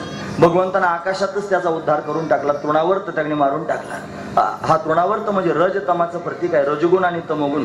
पारमार्थिक माणसाच्या पोटात सुद्धा रजगुण आणि तमोगुण असतो. परमार्थ करायला लागणं. प्रॅक्टिकल परमार्थ कसा असतो थोडं लक्षपूर्वक आहे का. आता एवढं मी तुमच्या समोर बोलतोय ना आणि थोड्या वेळानं जर एखादा मला वाकडं बोलला ना एखादा शब्द की माझ्या दासा लगेच अहंकार निर्माण. मला म्हणतो एवढा मोठा मी बाबा आहे तू मला म्हणतो काय तुझं आहे तू मला टाकणे हे नव्हतो. माझा लगेच अहंकार निर्माण होईल. याचं नाव आहे तमोगुण. हा तमोगुण पोटात आहे माझ्या. मला एका जागेवर स्थिर बसताय ना. लोकांसमोर सांगतो मी गोष्ट खरी पण एका जागेवर बसून चिंतन कुठे करतो हिमालयात जाऊन. त्याचं कारण रजगुण. पायाला भेगरी आहे. पण पारमार्थिक माणसाच्या जीवनात हा तमोगुण आणि हा रजोगुण वाईट आहे महाराज. या 2 गोष्टी पारमार्थिक माणसाला त्यांनी समाधान प्राप्त होऊ देत नाहीत. म्हणून भगवंतानं घालवल्याशिवाय त्या जाणार नाहीत. भगवंताला विनंती करत देवा हा तमोगुण घालव, हा रजोगुण घालव. माझ्या पायाची भिंगरी काढून टाकून तुझ्या चरणाजवळ मला बसून ठेव. हे प्रॅक्टिकली आहे. हे त्यांनी सांगणं अतिशय गरजेचं आहे. तुम्हाला पटतंय पण माझं म्हणणं. मोकार तुम्ही हा म्हणायचे मी आपला सांगत राहायचो. मी खरं सांगतोय ही वस्तू. असा विचार कोणी करत नाही ना महाराज. असा अंतर्मुख होऊन कोणी विचार करीत नाही. प्रत्येक मनुष्य म्हणतो मी म्हणजे करतो परमार्थ मी करतो तो योग्यच करतो. पण पोटातलं तमोगुण कुठे जातो. एखादा शब्द ऐकून दाखवा बरं. एखादा पचवून दाखवा. तुम्हाला जर एखादा माणूस वाकडा शब्द बोलला ना फक्त पचवून दाखवा. जर पचला तुम्हाला सहज पचला ना की समजायचं तुमचं काम झालं. आणि एखादा जर वाकडा शब्द बोलून तुम्हाला पचत नसला तर समजायचं अजून घासायची गरज आहे. अजून घासायची गरज आहे. जर त्याने घासला नाही तर हा जाणारच नाही. अपमान सहन करणं सोपी गोष्ट नाही. एखाद्याचा वाकडा शब्द सहन करणं सोपी गोष्ट नाही. मनासारखं झालं नाही तर झोप येत नाही महाराज आम्हाला सुद्धा. महत्वाची गोष्ट आहे. म्हणून रजगुण पोटात आहे ना. पण भगवंताचा स्पर्श झाल्याशिवाय रजगुण तमोगुण जात नसतो. म्हणून तृणावर्त हा रजगुण आणि तमोगुणाचं प्रतीक आहे. तो त्यागणी अशा पद्धतीनं जर आपल्या जीवनामध्ये आला तर घोटाळा होतो, मग भगवान त्याला घालू शकतो. पण हा कन्हैया त्यागणी महाराज रजगुण तमगुणाला घालवणार आहे, यानं रजतम रूपी त्यागणी तृणावर्त घालवणार. आता त्यागणी कन्हैया रांगतोय यशोदेच्या अंगणामध्ये. कसा रांगतोय? तळवे तळ हात टेकीत, डाव्या गुडघ्याने रांगत, रंगणी रंगनाथ तो म्या देखील असे. रांगता रांगता लीला करू लागला. काय करतो? रांगत रंगणी, चोरीत लोणी, धावणी धरती गवळणी, बांधिती चरणी, देती गारहाणी, यशोदे साजनी, अशी त्यागणी कन्हैयाची अवस्था. तो रांगतोय. रांगता रांगता गोपिकांच्या घरात घुसू लागला. गोपिकांना त्यांनी फार समाधान वाटू लागलं. कौतुक म्हणून कन्हैयाला बांधून टाकू लागलं. बांधिती चरणी, त्याला फक्त बांधलं असं नाही, देती गारहाणी, यशोदे साजनी, यशोदे लवकर चल. म्हणे काय झालं? बाप तुझा कान्हा रांगत रांगत आमच्या घरात आला, दही दूध त्यांनी चोरून खातोय. तिला सांगण्याकरिता त्यांनी जावं आणि यशोदेने त्यांनी कन्हैयाकडे धावत जाऊन त्याला त्या पायाला बांधलेलं असावं, सोडून टाकावं. टाकळीत घेतलेला मागचा अभंग तुम्हाला आठवतो ना? काय गवळणी धारणाशी बांधिती गळा, असा काहीतरी अभंग होता ना. तिथं आपण ढोक महाराजांचं रामायण त्यांनी झालं ना, तिथं त्यांनी काल्याचे कीर्तन हाच अभंग होता. म्हणून त्यांनी गवळणी त्याला बांधून टाकीत होत्या. असा त्यांनी कन्हैया बांधला जात होता. आणि मग यशोदेने जावं, गोपिकांनी कौतुकानं सांगावं की बघ तुझा कान्हा असं करतो. मग त्यानं त्याला सोडून घ्यावं, त्याला लावावं, आलाबाला त्याची घ्यावी, घरात घेऊन जावं. रांगणारा कन्हैया आता हळूहळू त्यागणी महाराज अशा पद्धतीने मोठा होऊ लागला, उभा राहू लागला. उभा राहता राहता पाऊल टाकू लागला, चालू लागला, चालता चालता पळू लागला आणि पळता पळता मित्रांबरोबर खेळू लागला. आलो की नाही मुद्द्यावर आपण? हा महत्वाचा विचार आहे, हाच मुद्दा आहे आपला. मित्रांबरोबर खेळू लागला. सारे मित्र होते समोर, त्यांची नावं पाठ आहेत ना तुमचे? पेंद्या, वरद्या, वाकुड्या, श्रीदाम, सुदाम, मधुमंगल, मनसुख. अजूनही नाव आहेत पण माझे एवढेच पाठ आहेत. म्हणून तुम्ही ते पण लिहा बरं महाराज. गोपिकांचे पण लिहा, गोपाळांचे पण लिहा. या सगळ्यांच्या गरजेचे आहेत महाराज ते. मग हे लोक ते वाचून मला म्हणतील तुला एवढेच माहिती आहे, आम्हाला याच्यापेक्षा जास्त माहिती आहे. मग आता आमचं भांडवलच तेवढं, त्याला काय करणार? आमचा मुद्दा एवढाच असतो, इथून निघाला की येऊन थांबायचं. हा त्याने विचार पण जाऊ द्या, भांडवल तेवढं जरी असलं ना तरी सुद्धा तेच भांडवल उघडून उघडून तरी कामाला येतं निदान. याला म्हणायचा अभ्यास. का अभ्यास सांगतो? एखादी गोष्ट परत परत त्याने म्हणणं, याचं नाव आहे अभ्यास. ज्ञानोबारायांनी हरिमुखे म्हणा, हरिमुखे म्हणा दोनदा का बरं म्हणले? एकदाच म्हणले असते हरिमुखे म्हणा, जमलं नसतं का? एखादा अभंग जर पाहायचा असलं तर षडलिंगात्मक पाहावं लागतं. त्याच्यात उपक्रम उपसंहाराची एक वाक्यता असावी लागते, अपूर्वता असावी लागते, फल असावं लागतं, अर्थवाद असावा लागतो, त्याच्यात अभ्यास असावा लागतो. म्हणून त्याच्यामध्ये अभ्यास सांगितलं. हरिमुखे म्हणा, हरिमुखे म्हणा दोनदा सांगितलं ना, अभ्यास करा हरी हरी म्हणण्याचा. तसं हे एकदा ऐकून कसं पोटात त्याने? हे एकदा ऐकल्याने वासना जाईल का? हे एकदा ऐकल्याने संसार पोटातून जाईल का? हे परत परत सांगावं लागेल, परत परत घोकमपट्टी करावी लागेल, परत परत संस्कार अंतकरणावर करावे लागतील, तेव्हा ते पोटातून जाईल. म्हणून असं नका म्हणू की परत परत तेच सांगतंय. अरे गरजेचं आहे, जो विवेकी मनुष्य आहे त्याला त्यांनी महाराज याचा आधार आहे. या शब्दांचा अंतकरणात त्यांनी विचार करून तो निदान संसाराला चिकटलेला असेल तर बाजूला होऊन आनंद तरी घेतो, परमार्थाचा स्वरूपाचा तरी आनंद त्याला प्राप्त होतो. अरे तेच सांगतोय आम्ही तरी लांबून लांबून लोक तेच ऐकायला येत आहेत. असं नाही विचार करीत की आता 100 किलोमीटर जायचं आणि कसं जावं मोटरसायकलीवर, असं नाही म्हणत. तेच सांगतोय, त्यांना माहिती तिथे जाऊन काय सांगणार आहे तेच सांगणार आहे. पण तरी ते का? त्याचं कारण हे सांगितल्यानं तयार राहतंय, हे सांगितल्यानं वृत्ती स्थिर राहते, हे सांगितल्यानं हे ऐकल्याने त्याने महाराज आपल्या अंतकरणाची भूमिका तयार राहते. महत्वाची गोष्ट आहे. पण अभ्यास आहे, या सगळ्या गोष्टी लक्षात घेण्यासारख्याच आहे. कन्हैया त्याने उभा राहू लागला, चालू लागला, पळू लागला, मित्रांबरोबर खेळतोय. ते मित्र त्याच्या डोळ्यासमोर दिसले पण सारे मरतुकडे होते. अरे म्हणे तुम्ही असे गवळ्याच्या घरचे पोर आहात, खायला प्यायला भेटत नाही का? हो म्हणे ते सगळं आमच्या घरचं घेऊन जातात मथुरेला विकायला आणि आम्हाला काही शिल्लक राहत नाही. आता काय करावं? मग देवाने विचार केला, असा आहे तुम्हाला जर खरोखर पोटभर खाण्याची इच्छा असली तर त्याने तुम्ही एक काम करा. म्हणे काय? माझ्याजवळ काही युक्ती आहे, त्या युक्तीने मी तुम्हाला खायला देतो. जर तुम्हाला खाण्याचीच इच्छा असली तर तुम्ही सगळेजण माझ्या मागे मागे चालायला सुरुवात करा. तुम्ही जर सगळेजण माझ्या मागे मागे आले की मी तुम्हाला खायला देईन. महाराज वर्णन करून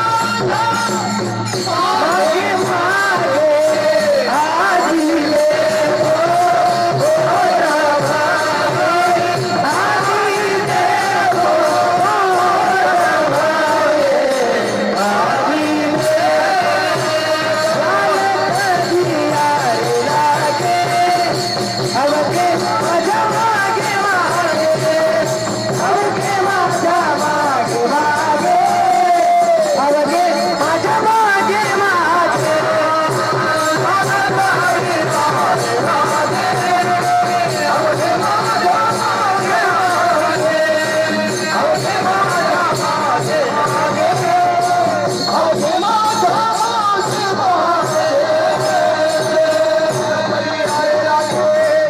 अवघे माझ्या मागे मागे महाराज वर्णन करून सांगतात.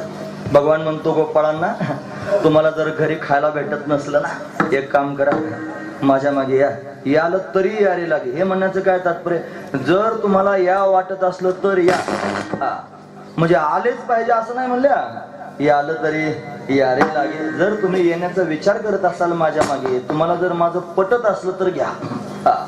तुम्ही ऐकतात ना सर्वजण, आम्ही कीर्तनात नाही का घडी घडी विचारतो, तुम्हाला पटतंय ना पण माझं म्हणणं. पटत असलं तर घ्या, नसलं तर आपलं सोडून द्यायचं, तिथंच जागेवर बसल्या बसल्या सोडायचं. उगा परत त्याचा खलबत्ता सुद्धा कुटायला नको. महत्वाचा विचार, कशाला परत त्याची चर्चा करायची. नाही पटलं नाही घ्यायचं. कीर्तनकार अनेक प्रकारचे असतात, अनेक प्रकाराने विचार ज्याचे त्याचे त्यांनी मांडतात.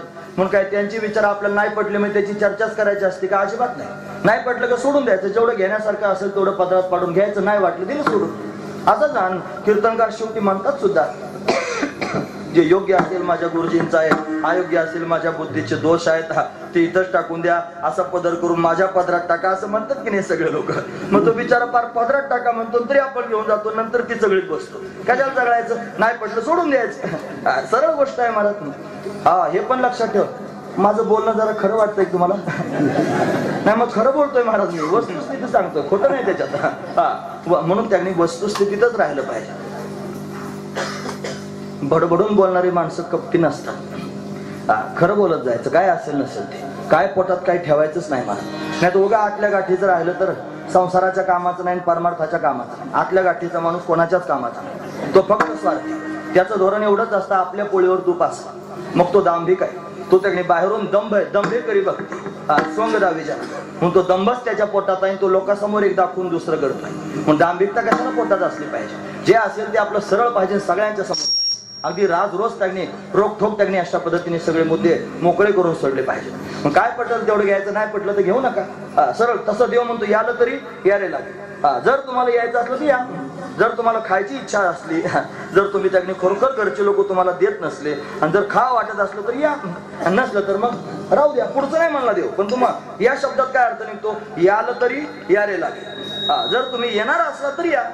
तुम्हाला जर खायचं असलं आणि मी द्यावा असं तुम्हाला वाटत असलं तर तुम्ही या. तुम्हाला देण्याकरिताच मी आलेलो आहे. यालं तरी यारे लागे. अवघे माझ्या मागे मागे सर्वजण माझ्या मागे मागे. मग गोपाळ तागणी म्हणले, पेंद्या पाहायला लागला, वरद्या पाहायला लागला. म्हणे देवा, तुझ्या मागे मागे यायचं, मग तू काय करणार आहेस नेमकं. घरचे लोक खायला देत नाहीत हे कळालं, आम्ही मरतुकडे झालो हे कळालं. हे सगळं तुला कळालं ना, आम्ही तुझ्या समोर त्यांनी सांगितलं. जसं त्यांनी सासूरवाशीन त्यांनी आईच्या समोर गारानं सांगते की नाही, तसे त्यांनी गोपाळ सुद्धा भगवंताच्या समोर गारानच सांगत होते. देवा, घरचे लोक खायला देत नाहीत, आता काय करायचं, हा महत्वाचा विचार आहे. कधीतरी गारानं सांगितलं पाहिजे. या बायकांना तरी सुविधा आहे महाराज, तुम्ही ऐकतात ना सर्वजण. यांना सुविधा आहे, यांना जर सासून सासूरास केला तरी या माहेरी जाऊन आईला तरी सांगू शकतात. आपण कुठे जायचं, आपल्याला काय माहेर आहे, कोणाचं, आपणच सारे माहेरात राहणार आहे. आपण कोणासमोर सांगायचं, आईला का बापाला सांगायचं, बायकोनं सासूरास केल्यावर कोणाला सांगायचं. हे माहेर आहे. म्हणून आपल्याला सुद्धा जागा आहे सांगायची, ती जागा म्हणजे भगवान. म्हणून भगवंताच्या समोर अंतकरणातलं आपण सांगू शकतो महाराज. देवाच्या समोर सुखदुःख सांगू शकतो. अजून 2-3 तास मी सलग कीर्तन करू शकतो तुमच्या समोर. खरं सांगतो. मला आता सुरुवात झाली आता, पण मी करणार नाही कीर्तन. मला जायचंय ताहराबादला कीर्तन. मला ताहराबादला कीर्तनाला जायचं. याच्यानंतर ताहराबादचा मोठा सोहळा चालू आहे, तिथं आता त्यांनी इथून जाऊन कीर्तनाला जायचंय. पण महत्वाचा मुद्दा त्यांनी मला सांगाय, मग सांगा वाटतंय मला हे. माझ्या मनातल्या या सगळ्या गोष्टी सगळ्या लोकांच्या समोर सांगा. काय माहिती कोण कुठपर्यंत जगणार आहे, मी मरतो का कोण मरतो काय माहिती. पण आहे आता ही घडी चढणी चालू आहे, ही आता आपल्या हातात आहे. आता जी गेलेली घडी आहे ना, सकाळी झोपेतून उठून पूजापाठ करून आम्ही इथपर्यंत आलो, ती घडी गेली. आता परत हातात येणार नाही. आणि पुढची घडी मी पाहिली नाही काय असणार. आताची घडी आपल्या हातात आहे आणि आता आपल्या ताब्यात आहे. म्हणून आता ही साधायची. तुका म्हणे घडीने साधावी. आताचीच आपल्या हातात आहे, साधली पाहिजे, याचा आनंद घेतला पाहिजे. आणि या मुद्द्यावर त्यांनी आलं पाहिजे. महत्वाचा विचार आहे. म्हणून त्यांनी भगवंताशी संवाद करता येतो, भगवंताबरोबर बोलता येतं महाराज. म्हणून त्यांनी सगळे सुख दुःख देवाला सांगा, देवा सांगो देवा सांगो, सुख दुःख देवा सांगो. बऱ्याच वेळेला अंगात वीरश्री असल्यानंतर देवाजवळ बरोबर बोलावं वाटत नाही. फार संपत्ती असली, धन मान बळे नाठविषयी देवा, 3 गोष्टी सांगितल्या, धन मान आणि अंगामध्ये असणारं बळ. ज्याच्याकडे धन आहे ते देवाजवळ बोलत नाही, त्याला गरजच वाटत नाही. कारण धनानं जेवढा त्यांनी सगळ्या गोष्टी संपन्न असतात ना, मग त्याला गरज वाटत नाही. कशा करता देवाबरोबर बोलायचं? धन मान. एखाद्याला जर मान प्रतिष्ठा प्राप्त झाली असली तर तो देवाबरोबर बोलतच नाही. का बरं? तो त्याच्या मानाच्या धुंदीत असतो, त्याला लोक सलाम करतात ना, मग त्याला देवाबरोबर बोलायची काय आवश्यकता वाटते? आणि नंबर 3, एखाद्याला धन नसू द्या, मान नसू द्या, पण अंगात मुसमुस आहे ना तारुण्याची, ती तारुण्याची मुसमुस असली, बळ जर अंगात असलं तर त्या बळानं त्यांनी महाराज आटोनी वेटोनी बांधलेला मुंडा सान फिरत असे म्हैसा जाना माझी. बळ अंगात असल्यानंतर त्यांनी मला अशी अवस्था होती, कोणाला मानित नाही मला, तारुण्याच्या मध्ये न मानी कोणाशी, अशी त्याची अवस्था असते. अरे पण या 3 गोष्टी अशा वस्तू आहेत ज्या कधीच टिकून राहत नाही. या जाणाऱ्याच आहेत महाराज. धन सुद्धा जाणार आहे, कोणाचं टिकून राहील. रावणाचं गेलं तर बाकीच्यांची कुठे गणती करतात. मान सुद्धा राहणारा नाही, तो सुद्धा जाणाराच असतो. हे बा, कोणाचं धन आणि मान जावं अशा वाईट वासनेचा मी नाही.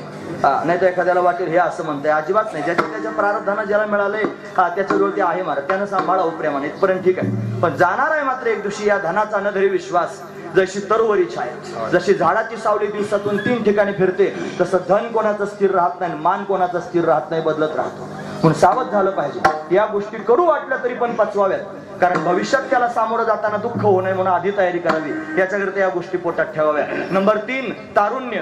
नंबर 3 अंगातलं बळ. हे बळ सुद्धा टिकून राहत नसतंय, जात असतंय. म्हातारं झाल्यावर विचारा, मुंडकं कापायला लागल्यावर विचारा, असं व्हायला लागल्यावर मग काय होतं ते विचारा. फार त्यांनी तरतरीत होता, त्या टायमाला कोणाला मानित नव्हता. आणि परस्वाधीन झाल्यानंतर विचारा, हाताला धरून म्हाताराला न्यायची बारी आली, मग म्हाताराला विचारा, त्या टायमाला फार गुरमीत होता ना, आता कुठे गेली गुरमी? खाली बसता येणार, उभं राहता येणार. असा दिवस सुद्धा जीवनात येत असतो. मग तारुण्याचा मत जर पोटात असला तर सावधान, एक दिवशी निघून जाईल. दातही पडून जातील, डोळे कामातून जातील, कानही त्यांनी ऐकायचं बंद करून टाकतील. त्यावेळेला कोणाला सांगायला, कोण सोडवण्याकरिता येईल? हा महत्वाचा विचार. मग या 3 गोष्टी कमी झाल्यावर लोक आपोआप बोलायला लागतात देवाबरोबर. पण त्यावेळेला वेळ निघून गेली असते, बोलता सुद्धा येत नाही. संसाराचा छंद, संस्कार अंतकरणावर असतात. म्हणून सावधान. आता धन असू द्या तुमच्याजवळ, आता मान असू द्या तुमच्याजवळ, आता तारुण्य असू द्या तुमच्याजवळ, पण याच अवस्थेमध्ये भगवंताशी संवाद करायला शिका, देवाबरोबर बोलायला शिका. माझं म्हणणं तुमच्या कामाला येईल. ज्या दिवशी या 3 गोष्टी तुमच्याजवळ नसतील, त्या दिवशी माझ्या भगवंताचं प्रेम तुमच्या पोटात असेल आणि ते प्रेम तुम्हाला जगायला कारणीभूत होईल. हे जास्त महत्वाचं आहे. माझं म्हणणं ऐका तुम्ही. हा महत्व मी पक्का विचार केलेला आहे. कालांतरानं धन जाईल, मान जाईल, ही त्यांनी शरीर सौष्ठ सगळं निघून जाईल. आता मी 40च्या काट्यावर उभा आहे आणि आता डिसेंबर महिना सरकला, 40 ढळाली की पुढचे त्यांनी ते टेस्टिंगचे दिवस येतात. याला मशीन मध्ये घाला म्हणतात. मग याचं रक्त तपासा, याची लघवी तपासा, याचं फलानं करा, बिस्ताना करा, तिथून पुढचे दिवस खराब असतात. मग त्या दिवसात मला कोण सांभाळणार आहे, कोण माझा विचार करणार आहे? जगाच्या मुद्द्यावर मी नाही, अजिबात नाही. माझा एक श्याम सुंदर आहे, तोच माझ्या जीवाभावाचा आहे. मी त्याच्या जीवावर मस्त आहे महाराज, मला काही चिंता वाटत नाही. सांभाळेल ना, तो सांभाळण्याकरिताच आहे. का सांगतो? माझा अनुभव मी तुमच्या समोर सांगतोय. अरे असंच करा. पण कशाचा विचार करू नका. आज आता ताबडतोब भगवंताशी नातं जोडा, त्याच्याशी बोलायला सुरुवात करा. तो त्यावेळेला कामाला येईल आणि त्यावेळेला सांभाळेल, जवळ घेईल. मग जगाने टाकून दिलं तरी चिंता वाटणार नाही. नाहीतर फार चांगलं त्यांनी बुवा घाला आणि बुवा जर त्यांनी घरात बसला आणि लोक जर भेटायला गेले तर बुवा रडताना पाहिलेत नाही मोठे मोठे. म्हणून त्यांनी लोक भेटायला सुद्धा येत नाहीत आणि पाहायला सुद्धा येत नाही. आणि मग त्यांनी वाईट वाटतं, रे जन्मभर लोकांकरता सायास केले, धावपळ केली, आमकी दुनियादारी केली, लोक भेटायला सुद्धा येत नाहीत. का बरं वाटतं असं? लोकांकडून अपेक्षा केली म्हणून. अपेक्षा लोकांकडून करू नये बुवानं. अपेक्षा जर करायची असेल तर भगवंताकडून करावी, कारण लोक सोडून देतात पण भगवान कधीच सोडित नाही. हे जास्त महत्वाचं आहे, लक्षात घेण्यासारखं. पण हा खरा परमार्थ आहे, हा पोटात उतरवण्यासारखा आहे. म्हणून मला असंच बोलता येते. मी प्रॅक्टिकली बोलतोय, मी सगळ्यांच्या समोर आणि असं आहे, मला मी जे बोलतोय ना ते बऱ्याच लोकांच्या पोटात असतं, फक्त त्यांच्या तोंडातून बाहेर येत नाही. मग तोंड माझं असतं, भावना लोकांच्या असतात, आपाप फुटतात आणि आपाप त्यांनी मग त्यांना खऱ्या वाटतात, त्यांना बरं वाटतं. त्याचं कारण हेच आहे की भावना त्यांच्याच असतात. म्हणून भगवंताशी बोलायला शिकलं पाहिजे, हे महत्वाचं आहे. जे अनेक ग्रंथ ज्यांनी निर्माण केले त्यांचं नाव मी महाराजांचं सांगणार नाही. अनेक ग्रंथ निर्माण केले, अनेक मंदिरं बांधले, फार मोठे मोठे कीर्तन केले, लोक नंबर लावून बसत होते कीर्तन ऐकण्याकरिता. एवढं सगळं त्यांचं जीवन त्यांनी नावारूपाला आलं आणि शेवटी त्यांनी बोलता येत नव्हतं. मग लिहून देत होते बऱ्याच काळापर्यंत, बरेच वर्ष त्यांनी फक्त लिहून देत होते. अशी त्यांची अवस्था होती. आणि मग त्यांनी कोणी भेटायला, मला डॉक्टर महाराजांनी सांगितले बरं हे. डॉक्टर महाराज त्यांना भेटायला गेले तर 2 तास त्यांच्याशी बोललेच नाहीत. ते 2 तास बोलले नाहीत. डॉक्टर महाराज म्हणले आता माझं काय चुकलं, बोललेच नाहीत माझ्याशी. मग नमस्कार करून निघाले. मग म्हणले थांब म्हणले की मग थांबले. मग म्हणे का बरं त्यांनी बोलत नाही. मग म्हणले इतक्या दिवसापासून वाट बघतो. म्हणजे आज आला वय भेटायला. म्हणजे वाट पाहत होते भेटायला यावं म्हणून. लोकांना सवड नाही, कधी कोण भेटायला नाही. म्हणून त्यांनी जीवन निघून गेलं. रडत होते अक्षरशः की समाज येत नाही म्हणून. का सांगतो मी कशाकरिता. उद्या अशी वेळ कोणावर पण येऊ शकते. आज फार त्यांनी प्रारब्ध कोणाचं कधी बदली होईल, कधी पलटी खायला सांगता येत नाही. आज फार 4 लोक आपल्या बरोबर आहेत आणि फार आपण त्यांनी आनंदात आहोत. पण काय माहिती 4 लोक कशाकरिता बरोबर आहेत. तुमच्या लक्षात येतं ना मी काय म्हणतो ते. 4 लोक कशाकरिता सुद्धा बरोबर येऊ शकतात. तुमच्याकडे ज्याच्याकरिता ते बरोबर आले ते जर नाही राहिलं मग काय करणार. म्हणून तर त्यांनी सगळा सोयरा जर कोण असेल तर भगवान आहे, त्याला जोडलं पाहिजे, त्याला आपलंसं करून घेतलं पाहिजे. पण परमात्म्याला त्यांनी महाराज गोपाळांनी आपलंसं केलं आणि त्याच्या समोर सांगायला सुरुवात केली. आणि सांगून झाल्यावर तुम्हाला एक काम करा, मग यालं तरी याले लागे, अवघे माझ्या मागे मागे, सगळे माझ्या मागे मागे. मग काय करणार आहात तुम्ही. म्हणे काय नाही, मी तुम्हाला पोटभर खायला देईल, तुम्ही म्हणाल तोपर्यंत खायला तो अभंगाचं दुसरं.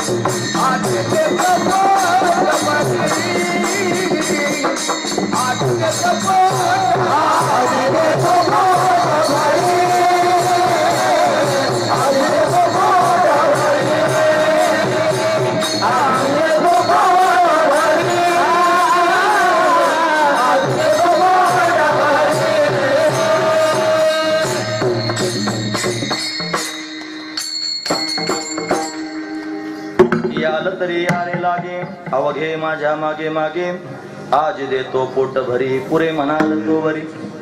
जगन्यंता परमात्मा गोपाळांबरोबर बोलतोय आणि गोपाळांना सांगतोय तुम्हाला जर खाण्याची अपेक्षा असली, पोटभर खाण्याची अपेक्षा असली तर मी देतो.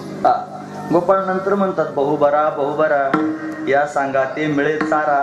त्याच्या संगतीत चारा मिळतो आणि म्हणून गोपाळ त्यांनी भगवंताचा अशा पद्धतीने विलक्षण कौतुक करतायत. त्याच्या संगतीत गेल्यानंतर हे प्राप्त होत आहे. म्हणून तो म्हणतो पोटभर खायला देतो, पुरे म्हणाल तो वय. जोपर्यंत तुम्ही पुरे म्हणत नाही तोपर्यंत मी तुम्हाला ते खायला देतो. म्हणून देण्याकरिता भगवान समर्थ आहे. कोण देतोय हे महत्वाचं आहे आणि घेणारा कसा आहे हे जास्त महत्वाचं आहे. पण देणारा भगवान आहे आणि घेणारी गोपाळ आहे. गोपाळ शब्दाचा अर्थ सर्वांना माहिती आहे. गो नाम त्यांनी इंद्रिय, पाल म्हणजे सांभाळणारे. ज्यांनी इंद्रिय आपल्या ताब्यात घेतल्यात ते खरे गोपाळ आहेत. आणि इंद्रिय ताब्यात घेऊन भगवंताचं चिंतन करू लागला की मग भगवान ब्रह्मरसाचं पारण करून देतो. त्याच्या संगतीत ब्रह्मरस प्राप्त होतो. हा त्यातला भाव आहे. मग त्यांनी सगळ्या गोपाळांना आश्वासन मिळालं मी तुम्हाला खायला देतो. हो म्हणे ठीक आहे देवा, आता ते खायला म्हणे असं नाही देणार. मग तुम्हाला माझ्या नियमात वागावं लागेल. मग काय नियम आहेत म्हणे, तुम्ही माझ्या बरोबर हळूहळू चालावं लागेल. पुन्हा कोणी कोणाशी काहीच बोलायचं नाही. अगदी शांतपणे गलबला न करता तुम्हाला ते सेवन करावं लागेल असं त्यांनी सांगायला सुरुवात केली. अभंगाच्या 3ऱ्या चरणात हळूहळू चाला, हळूहळू चाला,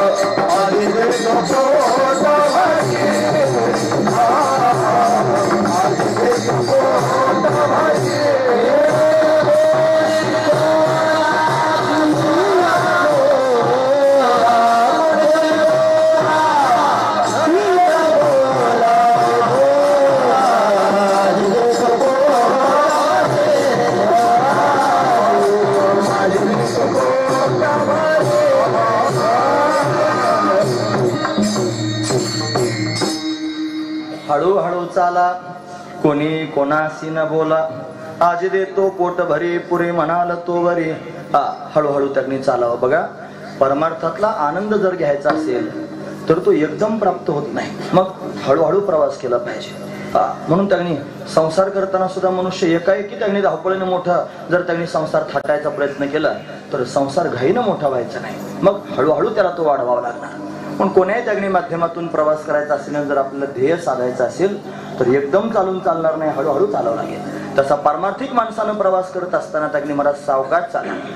म्हणून त्याने ते साध्य जर करून घ्यायचं असेल तर शांतपणे साध्य करावं. आपल्या पोटातलं गौप्य घाईघाईनं कोणाला सांगायचं, मी साधना करतोय, मला असा अनुभव आला, मी अमुक त्यागणी करतोय, असं जर लोकांना सांगायला सुरुवात केली तर भगवान आहे म्हणतो, अरे मी तुला अनुभव प्राप्त करून देतो, लोकांना सांगतो. नाथांचं प्रमाण आहे, ते म्हणतात नित्य देव भेटला म्हणून काय जगाशी राहावा. रोज जर देव भेटायला लागला आणि देव बोलायला लागला, मग काय लोकांना सांगायचं का देव येतो वर का. माझे देव म्हणतो, अरे तू साऱ्या जगाला डांगोरा पिटायला लागला, आता नाही येणार मी. सरळ गोष्ट आहे. पण कोणी कोणाशी न बोला. म्हणून त्यांनी बऱ्याच वेळेला परमार्थात आल्यानंतर थोडस माझ्यासारखी त्यांनी अर्ध्या हळकुंडाने पिवळे झालेले प्राणी हे त्यांनी उथळ पाण्याला खळखळाट फार अशा पद्धतीने बोलायला सुरुवात केली. मी माझं सांगतोय, अजिबात कोणी त्यांनी बाकीचा विचार करायचा. मी माझी वस्तुस्थिती सांगतोय, कारण मी विद्वान पाहिलेत, मी फार मोठे मोठे विद्वान पाहिले ज्यांच्या सानिध्यात त्यांनी जाण्याचा मला योग अशा पद्धतीने आला की ज्यांच्या मुखातून फक्त शास्त्रच वाहतं, दुसरं काही बोलत नाहीत महाराज. त्यांच्या समोर उभं राहण्याची सुद्धा योग्यता आपली नाही, अशी त्यांनी विद्वान जगामध्ये आहे. अशी स्थिती त्यांच्या अंगात बांधलेली आहे, हा महत्वाचा विचार आहे. मग त्यांच्याकडे पाहिल्यानंतर आपलं काय असंच आहे की नाही, आपल्याकडे थोडा आहे पण जास्त बोललं जातं आणि ठासून कंबर बांधून मग तर फार अवसान येतं, असं त्यांनी बोललं जातं. पण हे बोललंच जातं, हे बोललं जातं म्हणून त्यांनी महाराज वस्तुस्थिती मागे आणि बोलणंच पुढे आहे, हा महत्वाचा विचार. म्हणून हळूहळू चाला आणि कोणी कोणाशी न बोला. बोलायचं काही काम नाही, महत्वाची गोष्ट आहे. नाहीतर मग जोवरी तोवरी जंबूक करी गरजा, म्हणजे कोणी कोणी त्यांनी तोपर्यंत सुरू असते जोपर्यंत सिंह येत नाही, हा महत्वाचा विचार आहे. तसं तुकोबारांसारखा सिंह जर डोळ्यानं पाहिला तर आमच्यासारखे कधीच गडप होऊन जातात, महत्वाची गोष्ट आहे मला. त्यांचं बोलणं त्यांनी थांबून जातं, हा त्यातला भाव आहे. पण तुकोबारांसारखं वैराग्य, तुकोबारांसारखी परमार्थाची स्थिती श्रेष्ठ असणारी स्थिती आहे आणि ती स्थिती डोळ्यासमोर आल्यानंतर आपण काहीच करत नाहीत अशी जाणीव त्यांनी होती. म्हणून त्यांनी त्यांच्या स्थितीसमोर जर आपण उभे राहू शकत नाही, मग आपल्याला बोलण्याचा काय अधिकार आहे. म्हणून कोणी कोणाशी न बोला, हे त्यातलं तात्पर्य आहे. म्हणून त्यांनी हळूहळू चाला, कोणी कोणाशी न बोला, मग काय होईल, माझी देतो पोट भरी, मग पोटभर भेटेल, मी स्वतः तुम्हाला पोटभर देईन, असं त्यांनी भगवान गोपाळांना सांगतोय. तरी काही गोपाळ त्यांनी तर्कवितर्क करू लागले. मग त्या तर्कवितर्क करणाऱ्या गोपाळांना भगवंतानं त्यांनी प्रेमानं पुन्हा सांगितलं, हे बघा, अरे माझं म्हणणं ऐका. तुम्ही त्यांनी ज्याच्यावर प्रेम करून नको म्हणतात माझं म्हणणं ऐकायला. मी म्हणतो त्यांनी तुम्हाला गोपाळांच्या घरी घेऊन जातो, तुम्हाला त्यांनी लोणी खाऊ घालतो, आपण चोरी करू, अमुक करू, माठ फोडून टाकू आणि मग त्यांनी आपण आपला हक्क घेऊ, आपण अशा पद्धतीने खाऊ, असं मी तुम्हाला सांगतोय. तुम्हाला हे बरं वाटत नसलं, तुम्ही जर माझं ऐकलं नाही तर तुम्हाला काय खायला भेटणार आहे जीवनभर. ताकाशिवाय तुमच्या कपाळात दुसरं काहीच राहणार, फक्त ताक. ताक म्हणजे आसार, ताक म्हणजे टाकाऊ असणारा भाग, एवढाच फक्त तुमच्याजवळ शिल्लक राहील. तुमच्या जीवनामध्ये त्यांनी सार प्राप्त होणारच नाही. पण माझं म्हणणं ऐका, आणि ते ताक रूपी असणारं घाट आहे ते टाकून द्या, त्यानं पोट भरत बसू नका, माझ्या बरोबर या, मी तुम्हाला पोटभर खायला देतो. अभंगाचं शेवट. तुका म्हणे सांडा घाटे, तुका म्हणे सांडा घाटे, तुका म्हणे सांडा घाटे, तुका म्हणे सांडा घाटे, तुका म्हणे सांडा घाटे, तुका म्हणे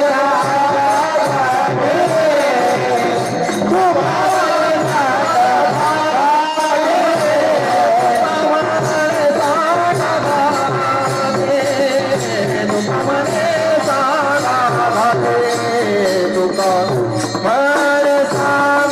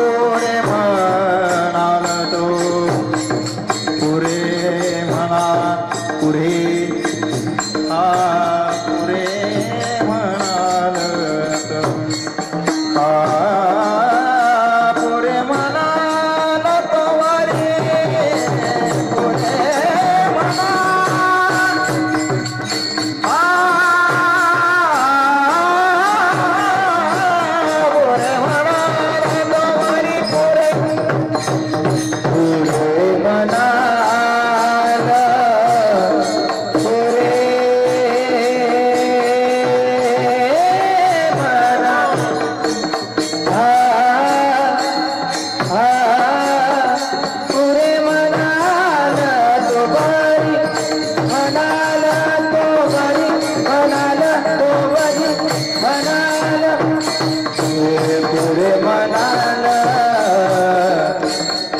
पुरे मना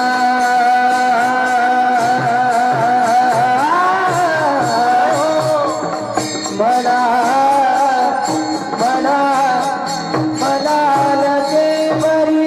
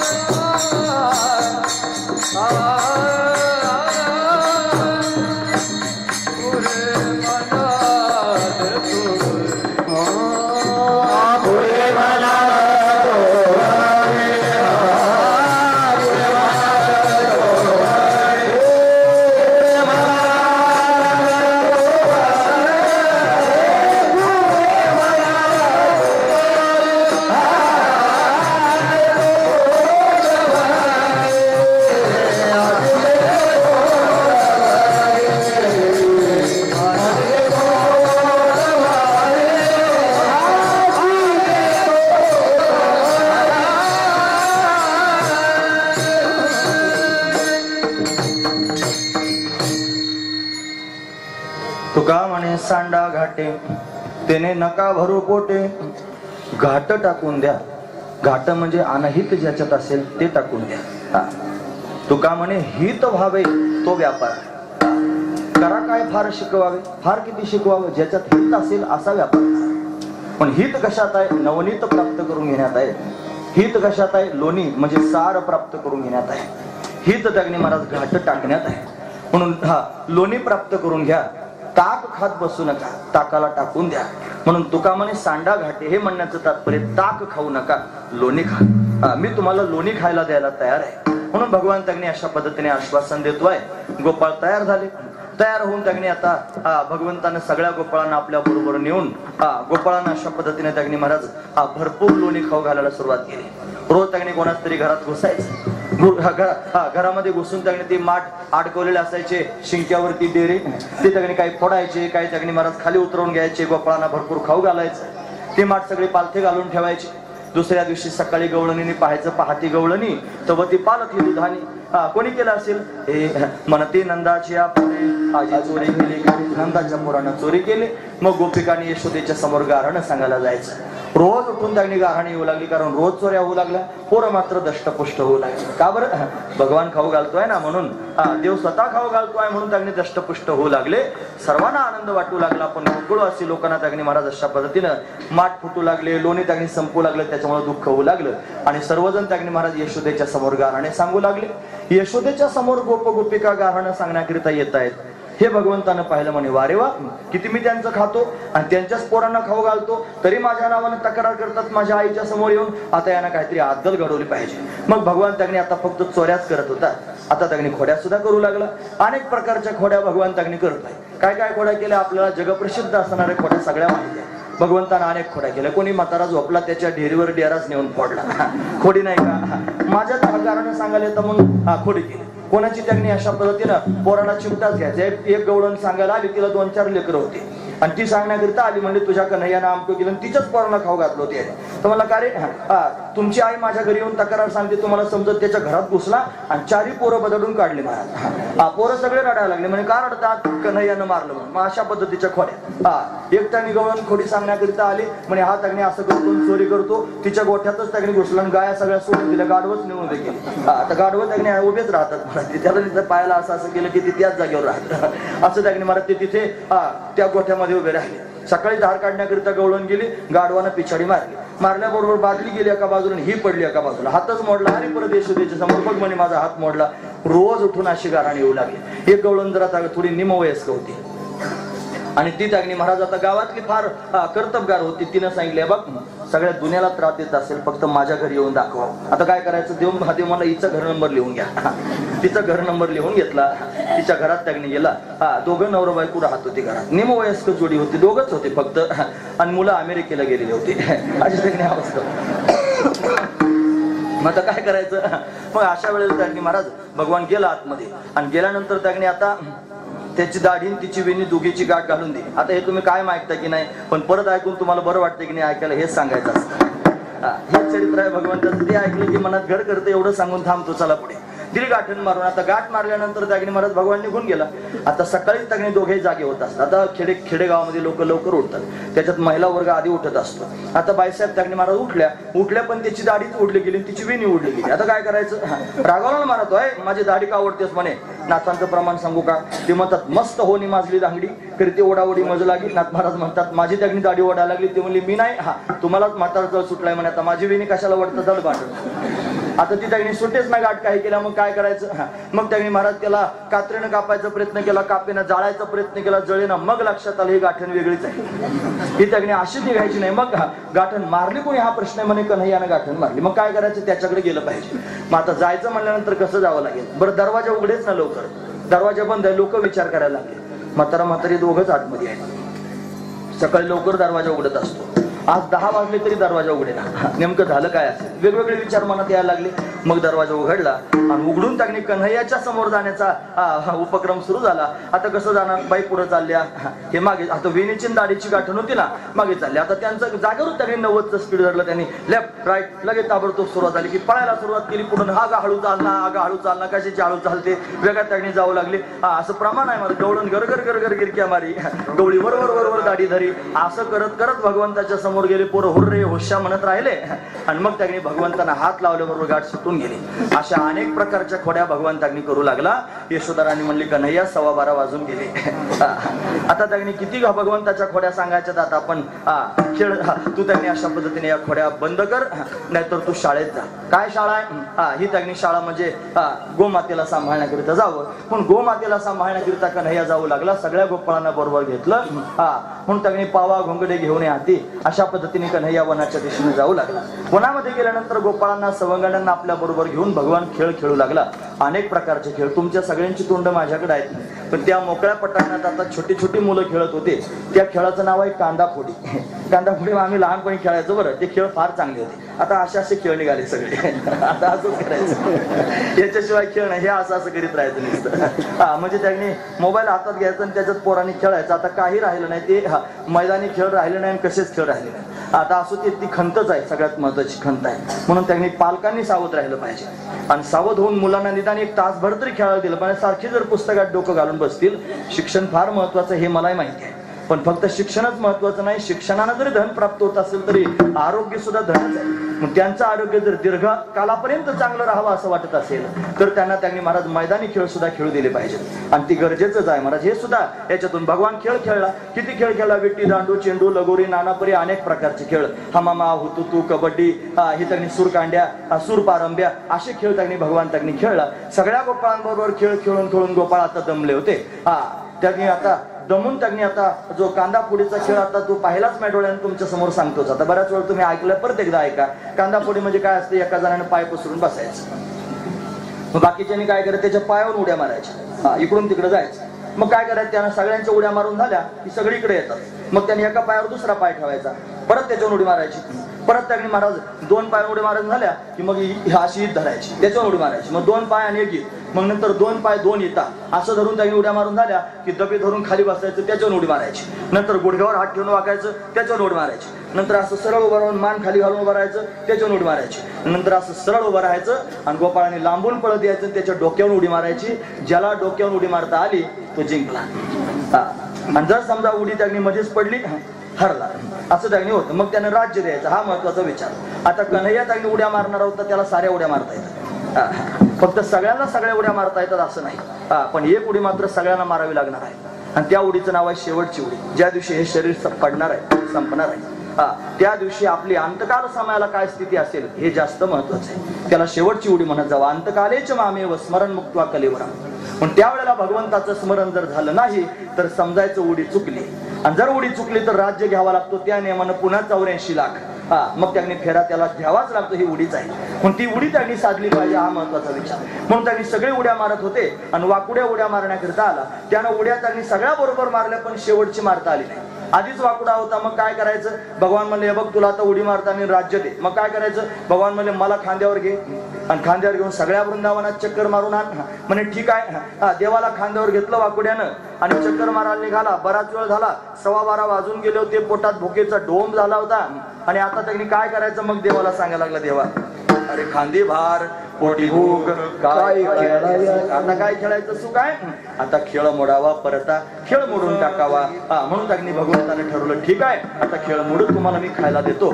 सगळ्यांनी शिदोऱ्या बरोबर आणल्या होत्या. सर्वजण जेवण्याकरिता तयार होते. खडकी सोडलेल्या मोठा आजीचा दहिकाला गोमटा म्हणून त्यांनी खडकावर मोठा सगळ्या सोडलेल्या आहेत. दहिकाला भगवान करतोय. पानांचं द्रोण तयार केलं. त्या द्रोणामध्ये सगळ्या गोपाळांचे शिदोरे एकत्र करून त्याचा काला केला. भगवान सर्व गोपाळांच्या मध्यभागी उभा राहिला. सगळ्या गोपाळांना कमलाकार अशा पद्धतीने त्यांनी बसवलं. अजून बऱ्याच लीला सांगायसारख्या होत्या. बरं आता वेळेची मर्यादा पाहून तुम्ही म्हणाला आम्ही आलो तुम्ही आवरून घेतलं कीर्तन, असं नाही बरं काही. आता आमचं ते सुरूच आहे. 12 वाजता थांबायचं, उलट आम्ही जास्त आता 20-25 मिनिटं जास्त झाली तर आम्ही थांबणारच आहोत. महत्वाचा विचार आहे. पण भगवान उभा आहे, काला त्याने वाटतोय. काला वाटायचं काम अशा पद्धतीने सुरू झालं. सगळ्या गोपाळांना एक चमत्कार वाटत होता. काय होता चमत्कार, प्रत्येकाला वाटत होतं देव माझ्याचकडे पाहतोय. असं कधी होईल का? आता जर समजा मी तुमच्यावर बोलतोय ना, मग मागे जर कोणी बसलं तर त्याच्याकडे पाहण्याचं काही कारण आहे का? पण तरी मागच्या लोकांना सुद्धा वाटत होतं की देव आपल्याकडेच पाहतोय. हे भगवंताला करता येतं. त्याच्यामध्ये कर्तुम अकर्तुम अन्यथा कर्तुम शक्ती आहे. आपण सगळेजण त्यांनी महाराज संसारामध्ये शेंडी सगट बुडतो आहोत. याचं कारण सुद्धा भगवंताची शक्तीच आहे. त्याला माया शक्ती म्हणतात. ती विमुखजन मोहिनी माया आहे. ती माया त्यागनी महाराज जीवाला संसारात अडकवते, त्याच्यातून बाहेर येऊ देत नाही. काही त्यागनी माया अशी असते जी त्यागनी स्वजन मोहिनी माया, जी भक्तांवर माया टाकून देव त्यांच्या संगतीत राहून सुख घेतो, पण त्यांना कळू देत नाही मी देव आहे. आणि काही स्वमोहिनी माया जी भगवती राधाराणी आहे असं त्यागनी आपण चिंतन ऐकत असतो. पण भगवान माया करतो. सगळ्या गोपाळांना त्यागनी मायेचा पडदा टाकला आणि प्रत्येकाला वाटत होतं देव माझ्याचकडे पाहतोय. फार आनंद झाला. सगळ्या गोपाळांना भगवान स्वतःच्या हाताने भरू लागला. काला खाऊ घालतोय. पण भगवंताच्या हातचा प्रसाद प्राप्त होणं काय सोपी गोष्ट आहे का? निळोबारायांचा अभंग आहे. काला करीती संतजन सवे त्यांच्या नारायण, वाटी आपुल्या निज हस्ते भाग्याचा तो पावे येथे, लाहिशीत लागे हाती दोष देखून त्या पळते. अशी अवस्था भगवंताच्या हातातल्या प्रसादात आहे. म्हणून त्याने महाराज भगवान प्रसाद वाटू लागला. सगळे गोपाळ आनंदी आहेत. भागवतकार त्याचं वर्णन करून सांगतो. हरी विभ्रदवेनुम जठर पटयो शृंगवेत्रे जगक्षेम वामे पानो मश्रुण कवलम तत्फलान्निंगुलेषु तिष्ठन्मध्ये स्वपरिसुरधो हासयन् नरविस्वै स्वर्गे लोके मिशति बुभुजे यज्ञ भोगबाल केली.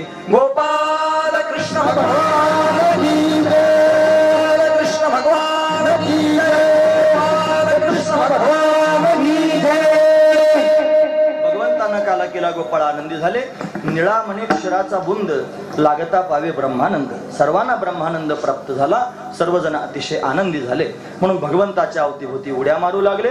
भगवान त्याने अतिशय सुंदर आहे. गोपाळ त्याचा महिमा वर्णन करून सांगतात. अशी सुंदर छबी व्रजवासी लोकांना प्रत्यक्ष पाहायला मिळाली. या मुद्द्यापर्यंत आपण आलो. हे कीर्तन काल्याचे इथपर्यंत सांगायचं असतं.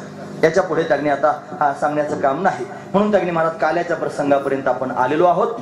म्हणून त्यांनी महाराज आपण आता काला पाहणार आहोत. काला त्यांनी देव आणि भक्तांच्या मध्ये होत असतो. इथं त्यांनी महाराज देवही आहे, भक्त पण त्यांनी आहेत.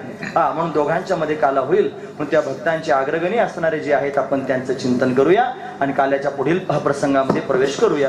हे ज्ञानेश्वर माऊली नागराज ज्ञानेश्वर माऊली नागराज ज्ञानेश्वर माऊली नागराज